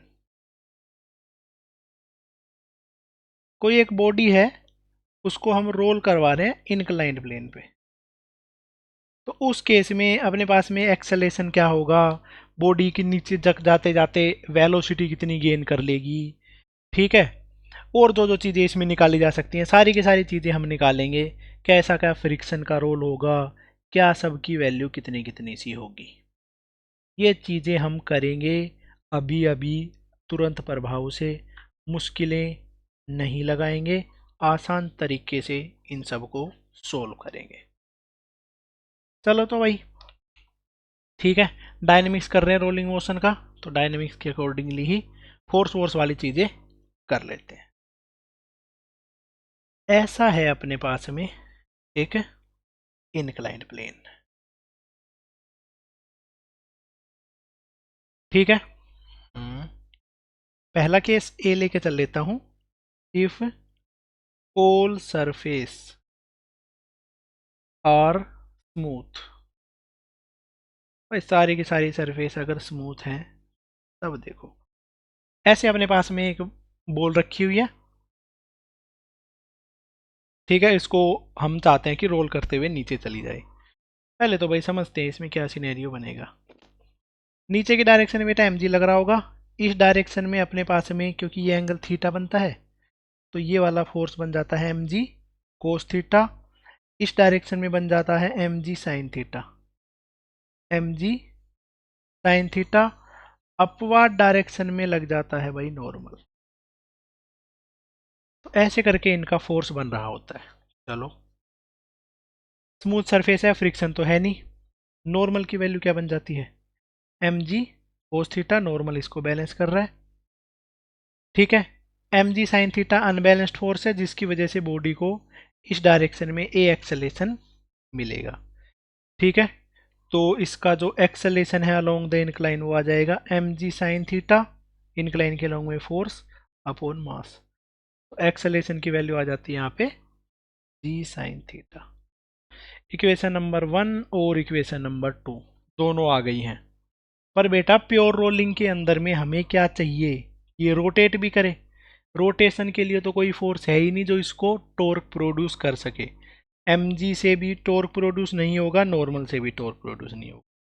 तो स्मूथ सरफेस जब भी हुई इंक्लाइंड प्लेन पे, तो उस केस में बॉल जो है या फिर बॉडी जो है वो कभी प्योर रोलिंग कर ही नहीं पाएगी। ठीक है, body only do translational motion, body only due translational motion, body सिर्फ और सिर्फ ट्रांसलेशनल मोशन ही कर सकती है, प्योर रोलिंग तो कभी होगी ही नहीं। प्योर रोलिंग के लिए रोटेट भी करना पड़ेगा, पर ऐसा कोई फोर्स है ही नहीं जो इसको रोटेट करवा सके। तो इस केस में एक फोर्स इसमें जो हेल्प कर सकता है वो है सिर्फ फ्रिक्शन। फ्रिक्शन ही इस केस में प्योर रोलिंग करवा सकता है। तो इसको मैं कॉपी कर लेता हूँ ताकि फ्रिक्शन वाले केस में भी सेम ही फ्री बॉडी डायग्राम बनेगा कुछ हद तक। तो रफ सरफेस, इसको स्टार करके लिख देता हूँ, rough surface is must required, rough surface की मस्ट रिक्वायर्ड रहेगी for pure rolling on incline plane. ठीक है, हॉरिजॉन्टल प्लेन पे भाई कर सकता है, कहीं पे प्रॉपर तरीके से फोर्स अप्लाई कर दें तो हो सकता है, पहले हमने देखा है बिना फ्रिक्शन के भी प्योर रोलिंग हो जाती है। ठीक है, बट इंक्लाइन सरफेस पे प्योर रोलिंग करवाना पॉसिबल नहीं है बिना फ्रिक्शन के। तो बेटा सबसे पहला काम तो यही होगा कि इसका फ्री बॉडी डायग्राम बनाया जा सके। ऐसे बन गया फ्री बॉडी डायग्राम, बस एक फोर्स एक्स्ट्रा ऐड हो गया है, वो है अपने पास में फ्रिक्शन। और फ्रिक्शन होने के लिए इस सरफेस पे अपने पास में ये सरफेस प्रॉपरली रफ होनी चाहिए, इसका जो कोफिशिएंट ऑफ फ्रिक्शन है उसकी प्रॉपर वैल्यू होनी चाहिए, इनफ रफ। ठीक है, प्रॉपर वैल्यू होनी चाहिए, ऐसा नहीं कि थोड़ा बहुत फ्रिक्शन से ही काम चल जाएगा। ठीक है, क्योंकि कुछ क्वेश्चंस में फ्रिक्शन अपने लिए सफिशिएंट नहीं भी हो सकता है, ऐसा भी केस आया करेगा। इसलिए इसको इनफ रफ मैंने माना है कि भाई इतनी रफ है कि इसको प्योर रोलिंग करवा देगी। अब ये बॉडी अल्फा रेट से रोटेट भी करने लग गई है, जो फ्रिक्शन है इसको प्योर रोलिंग प्रोवाइड करेगा, एक्सेलेरेशन इसको ट्रांसलेशनल मोशन। इस चीज़ को सोल्व करते हैं, तो पहले इसमें लिखेंगे फोर्स इक्वेशन। फोर्स देखो बेटा, इस डायरेक्शन में फोर्स लग रहा है एम जी साइन थीटा, इसकी वजह से ये एक्सेलेरेशन आया था, फोर्स की इक्वेशन बेटा। पर अब अपने पास में फ्रिक्शन भी लगने लग गया है, तो अलोंग द इंक्लाइन अपने पास में एम जी साइन थीटा है, पीछे की तरफ है फ्रिक्शन। तो क्या इक्वेशन बन जाएगी, M G sine theta minus friction is equal to body का mass into acceleration. Next equation हम लिखेंगे टॉर्क की, तो टॉर्क की इक्वेशन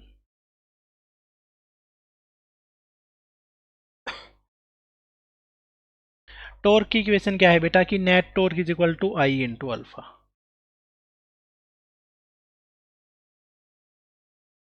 ठीक है, तो बेटा टॉर्क किस किस की कौन कौन से फोर्स की वजह से लगेगा, एम जी का टॉर्क जीरो है, नॉर्मल का टॉर्क जीरो है, सिर्फ फ्रिक्शन इसको रोटेट करवाएगा, और फ्रिक्शन का टॉर्क हो जाएगा एफ इंटू आर, क्योंकि यहाँ से जहाँ से रोटेट कर रहा है वहाँ से लेकर यहाँ तक की जो डिस्टेंस है इस फ्रिक्शन तक का, वो वाला डिस्टेंस है इसकी रेडियस के ही। तो इस वजह से फ्रिक्शन का जो टॉर्क है वो लिखा मैंने friction into R. Moment of inertia को मैंने लिख दिया है आई से ही, अल्फा को लिख दिया है ए बाई आर।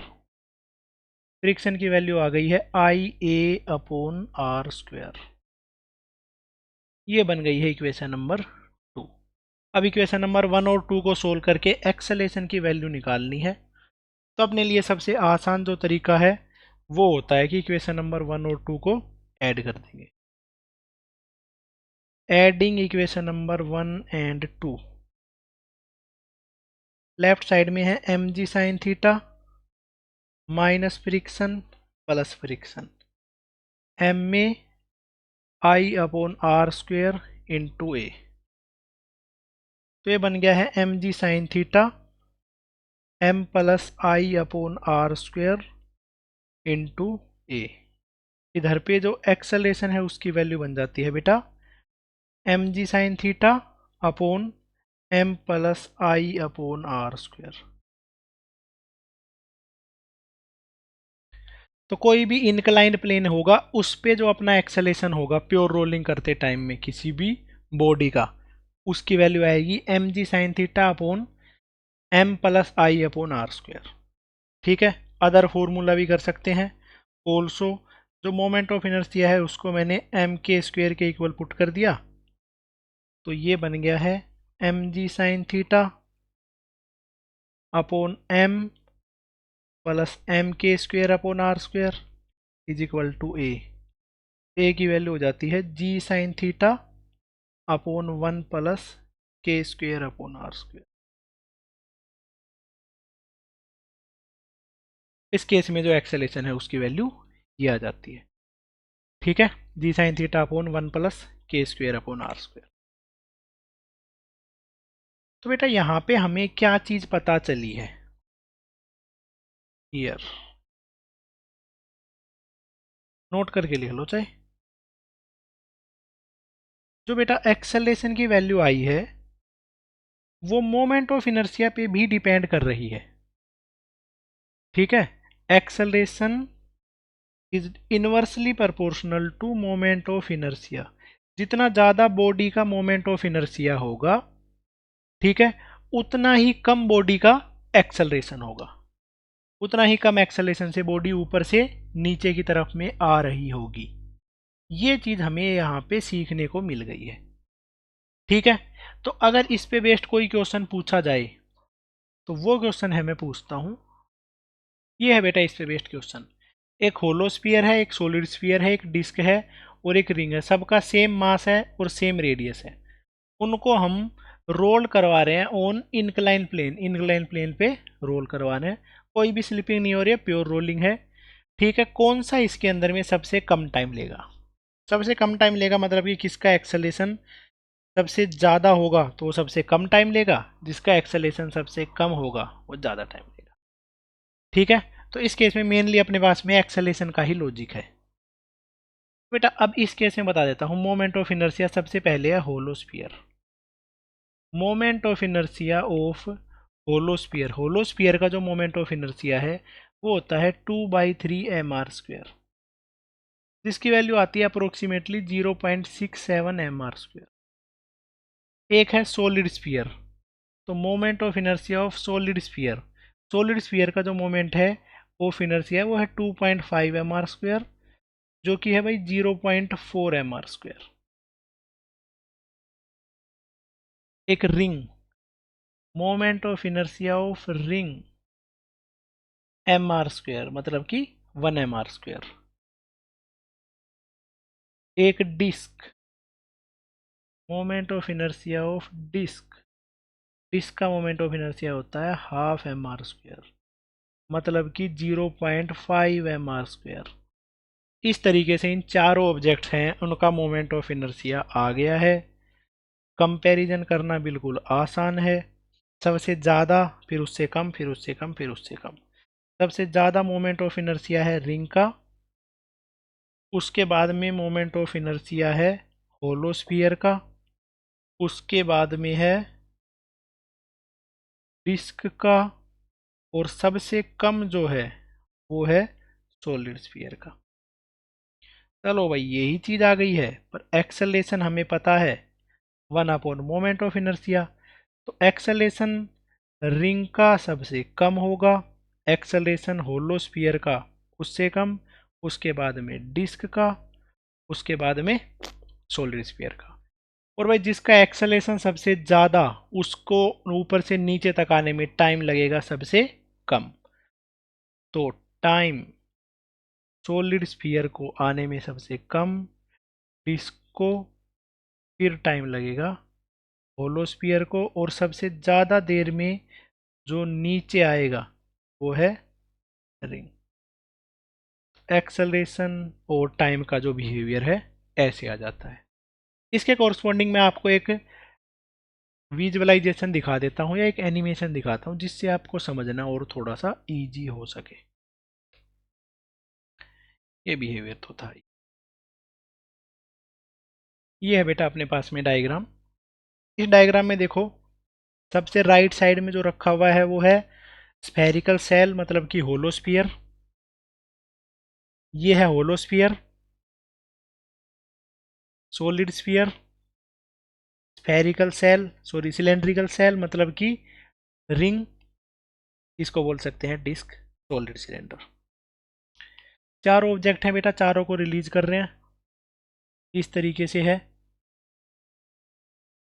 सबसे पहले जो चीज़ अपने पास में ऊपर से नीचे की तरफ में जा रही है, सॉलिड स्फीयर है बेटा, देखते ही पता चल रहा है।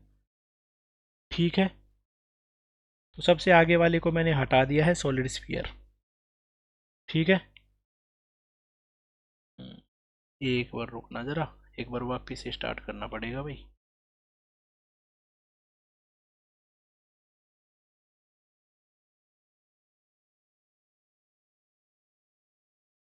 सबसे पहले नंबर पे है बेटा सॉलिड स्फीयर, दूसरे नंबर पे है अपने पास में सॉलिड सिलेंडर, तीसरे नंबर पे है अपने पास में स्फेरिकल सेल, और सबसे लास्ट में जो आएगा वो है रिंग।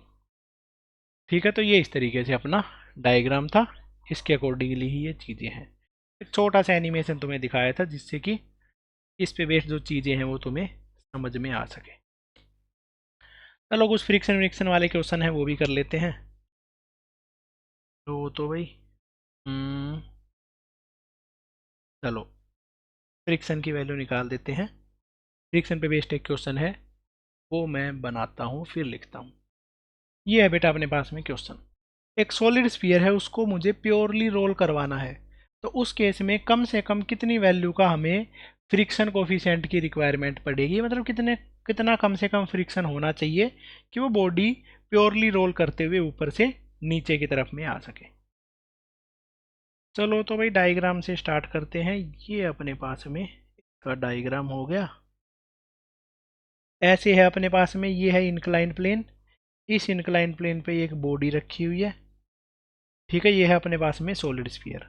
ये सॉलिड स्फीयर ऊपर से नीचे की तरफ में रोल करता हुआ आएगा, बिना फ्रिक्शन के रोल कर ही नहीं पाएगा, तो कितना फ्रिक्शन लगेगा कम से कम वही हमें लिखना है। ठीक है, तो इस चीज़ को सोल्व करने के लिए पहले तो फ्री बॉडी डायग्राम बनाएंगे। डाउनवर्ड डायरेक्शन में क्या लग रहा होगा इसका, एम जी। इस डायरेक्शन में लग रहा होगा, ये एंगल थीटा है तो एम जी कोस थीटा। इस डायरेक्शन में होगा बेटा एम जी साइन थीटा, ऐसे लग रहा है नॉर्मल, और इस डायरेक्शन में है जो लग रहा है फ्रिक्शन। ठीक है, फ्रिक्शन की रिक्वायरमेंट है ही है। ठीक है, आगे की डायरेक्शन में ए एक्सेलेरेशन से जा रहा है, साथ साथ में ऐसे अल्फा रेट से एंगुलरली घूम भी रहा है। तो इसको सोल्व करना है। सबसे पहले तो मैं लिखता हूँ फोर्स की इक्वेशन।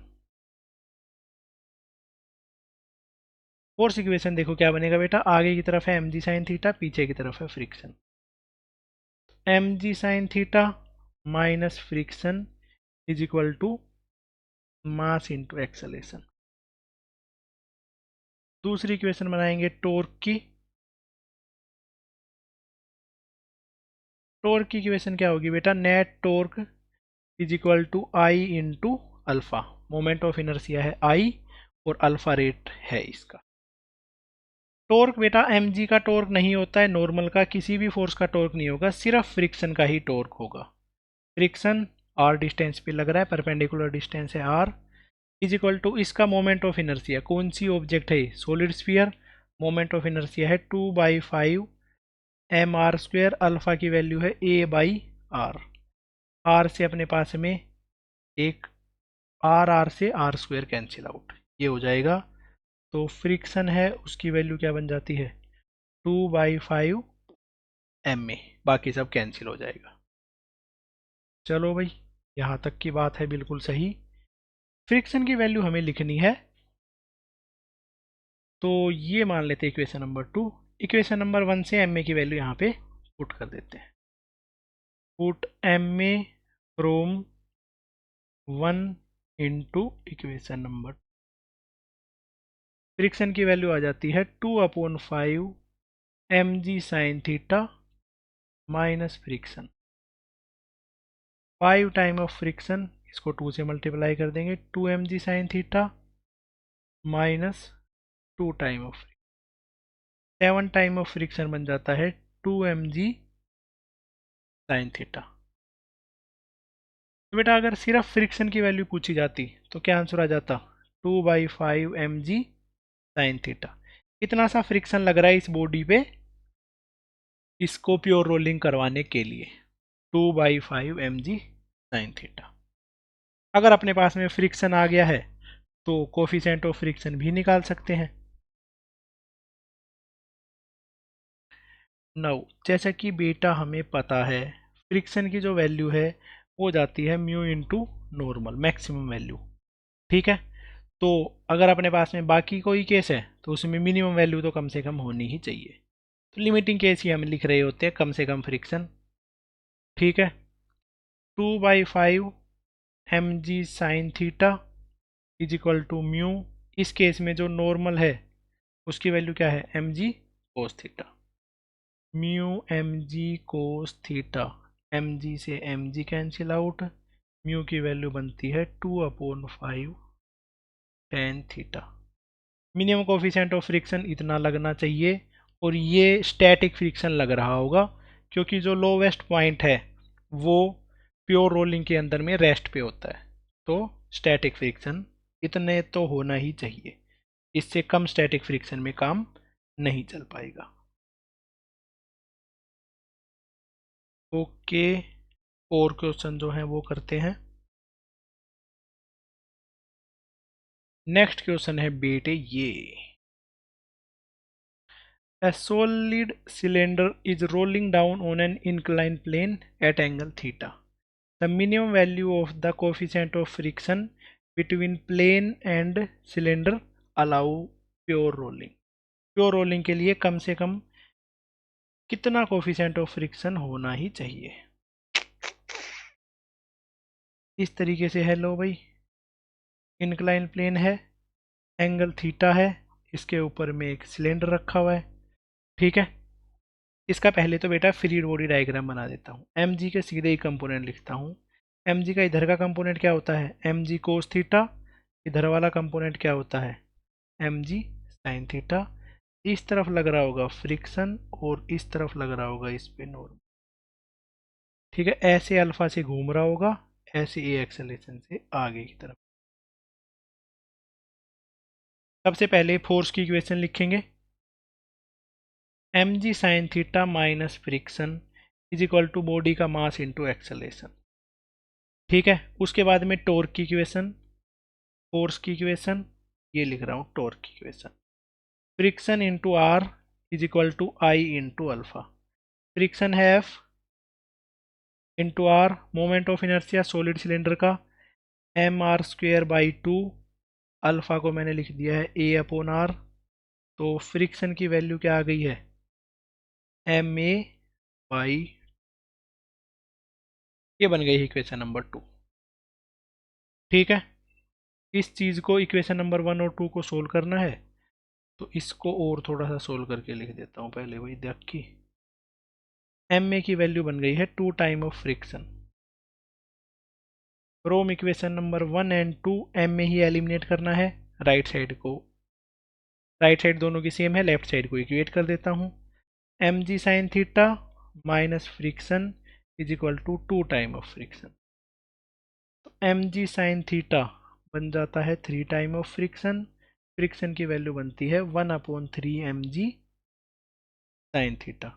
और बेटा फ्रिक्शन को क्या लिखा जा सकता है mu into n, 1/3 mg sine theta is equal to mu into n. Normal है इस केस में mg cos theta. 1/3 mg sine theta is equal to mg cos theta. तो mg से mg कैंसिल आउट, म्यू की value बन जाती है sine theta upon cos theta into 1/3। तो ये वैल्यू बन जाएगी tan थीटा बाई 3। इतना सा कम से कम कोफिशिएंट ऑफ फ्रिक्शन होना ही चाहिए, 1/3 tan थीटा। ठीक है, tan थीटा की वैल्यू पूछे तो 3 टाइम्स ऑफ फ्रिक्शन, ये वैल्यू आ जानी चाहिए। ठीक है, तो इतना सा अपने पास में केस था। इसके बाद में बेटा एक अपने पास में एक और क्वेश्चन बनता है। ठीक है, डायनेमिक्स पे बेस्ड नहीं है ये, अपने पास में कंजर्वेशन ऑफ मैकेनिकल एनर्जी पे बेस्ड है, बट क्योंकि pure rolling on incline plane है तो यहीं पे ही बताना पड़ेगा। Velocity attained by any body purely rolling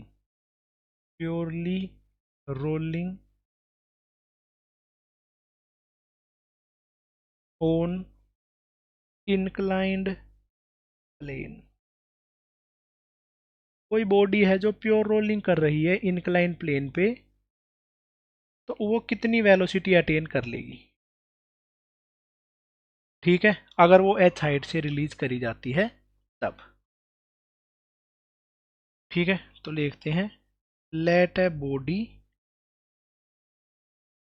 of moment of inertia I and radius of cross section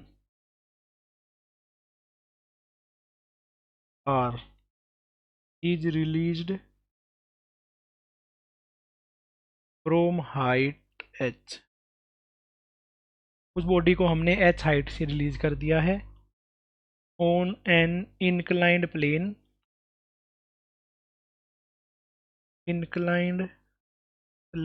of angle of inclination theta. Theta angle के इंक्लिनेशन से उसको हमने रिलीज कर दिया है। बस यही हमें निकालना है कि वो कितनी वेलोसिटी अटेन कर लेगी। देखो तो भाई ये शेर इस तरीके से है अपने पास में एक इंक्लाइंड प्लेन जिसका एंगल है थीटा, इंक्लाइंड प्लेन की जो हाइट है वो है h। इस तरीके से एक बॉडी है, उसको हमने रिलीज किया है। इस केस में देखो बेटा, पहले तो फोर्स और वो सब करते हैं। फोर्स है, एक फोर्स है mg, एक फोर्स इसके ऊपर में लग रहा होता है नॉर्मल, और एक इस पे लग रहा होता है फ्रिक्शन। फ्रिक्शन जो है वो स्टैटिक फ्रिक्शन लग रहा है। तो पहली चीज इसमें समझने की जो चीज है ना वो समझो सबसे पहले। वर्क डन बाय नॉर्मल 0, क्योंकि डिस्प्लेसमेंट इस तरफ होगा, नॉर्मल इससे परपेंडिकुलर डायरेक्शन में। ठीक है, नेक्स्ट हम लिख रहे हैं वर्क डन बाय फ्रिक्शन, कि फ्रिक्शन कितना वर्क डन करेगा। तो फ्रिक्शन इसके लोवेस्ट पॉइंट पे लग रहा होगा, और लोवेस्ट पॉइंट का मोशन नहीं होता है। लोवेस्ट पॉइंट की वेलोसिटी क्या होती है 0, तो लोवेस्ट पॉइंट का कोई भी इंस्टेंटेनियस डिस्प्लेसमेंट है वो 0 होता है। तो फ्रिक्शन का जो वर्क डन है वो भी क्या हो जाएगा इस केस में 0। ठीक है, वर्क डन बाई mg, सिर्फ ग्रेविटी है वही इसके ऊपर में वर्क कर रही होती, और कोई ऐसा फोर्स है ही नहीं जो इसके ऊपर में वर्क डन करे। ठीक है, टॉप से हमने इसको स्टार्ट किया है, मान लेते हैं यहां से इसको स्टार्ट किया है, स्टार्ट फ्रॉम रेस्ट। तो बॉटम तक आते आते इसने कितनी वेलोसिटी अटेन कर ली होगी वो हमें निकालना है। तो इसमें सिर्फ बेटा कंजर्वेटिव फोर्स ही वर्क कर रहे हैं, तो इसमें कंजर्वेशन ऑफ मैकेनिकल एनर्जी लगाई जा सकती है। Only conservative forces are doing work here. यहाँ पे कंजर्वेटिव फोर्स ही वर्क कर रहे हैं, तो कंजर्वेशन ऑफ मैकेनिकल एनर्जी लगाई जा सकती है। Initial potential energy plus initial kinetic energy is equal to final potential energy plus final kinetic energy. Initial के केस में, सबसे ऊपर वाले केस में, ठीक है, पोटेंशियल एनर्जी मान लेते हैं बेटा, इस लेवल पे पोटेंशियल एनर्जी मैंने 0 मान ली है, इस लेवल पे h हाइट पे आ गए तो पोटेंशियल एनर्जी है mgh। Initially potential energy 0, initially potential energy mgh, kinetic energy 0 क्योंकि रेस्ट से स्टार्ट हुआ है। Finally potential energy 0, kinetic energy लिखता हूँ half mv² plus half I omega square. Kinetic energy ऐसी क्यों लिखी है, बिल्कुल आपको पता है, क्योंकि बेटा प्योर रोलिंग भी कर रहा है और मतलब कि ट्रांसलेशनल मोशन भी है और रोटेशनल मोशन भी है, बिल्कुल सही समझे हो। तो mgh है, उसकी वैल्यू हो जाती है, हाफ को मैंने कॉमन ले लिया, mv² प्लस आई ओमेगा को लिख दिया है v² अपॉन r²। तो 2 को मैं राइट साइड में ले गया हूँ, 2mgh is equal to mv² plus I upon r² into v²।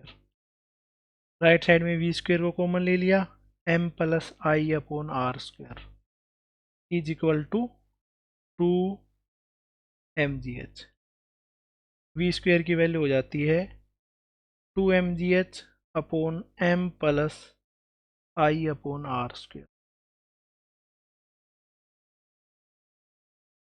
तो जो वेलोसिटी है ने अटेन कर ली है उसकी वैल्यू आ जाती है 2mgh upon m plus I upon r²। बस ये हो जाता है इसका आंसर। और यहाँ पे तो वेलोसिटी है वो मोमेंट ऑफ इनर्शिया के इनवर्सली प्रोपोर्शनल ही है। जिस बॉडी का मोमेंट ऑफ इनर्शिया जितना ज़्यादा, उतनी ही कम वेलोसिटी वो अटेन करेगा ऊपर से लेकर नीचे तक आने में। इतना सा इसका आंसर हो जाता है वैसे। चलो बेटा एक क्वेश्चन है इस पे बेस्ड, उस क्वेश्चन को कर देते हैं।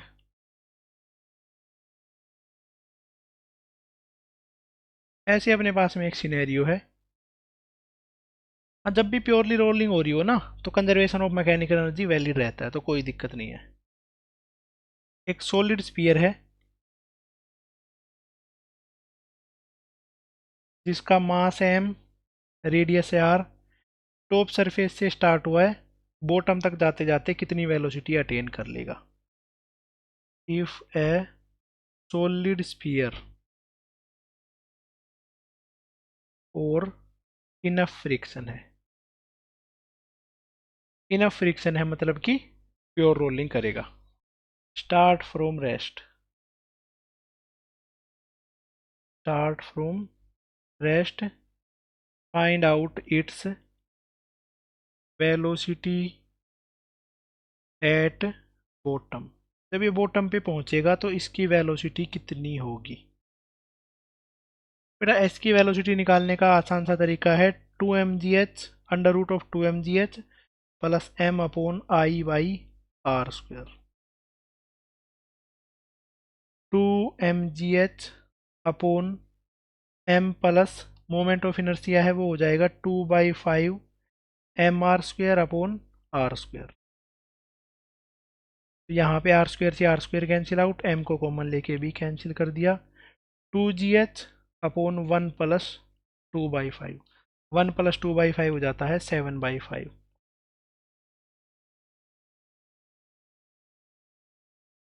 तो इसका आंसर आ जाता है under root of 10gh upon 7।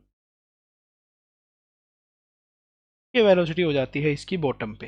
जब तक ये बॉटम पे फिसलता हुआ आएगा तो इतनी सी वेलोसिटी को गेन कर लेगा। ठीक है, तो बेटा प्योर रोलिंग पे बेस्ड जितने भी कंसेप्ट थे सारे के सारे हमने कर लिए हैं।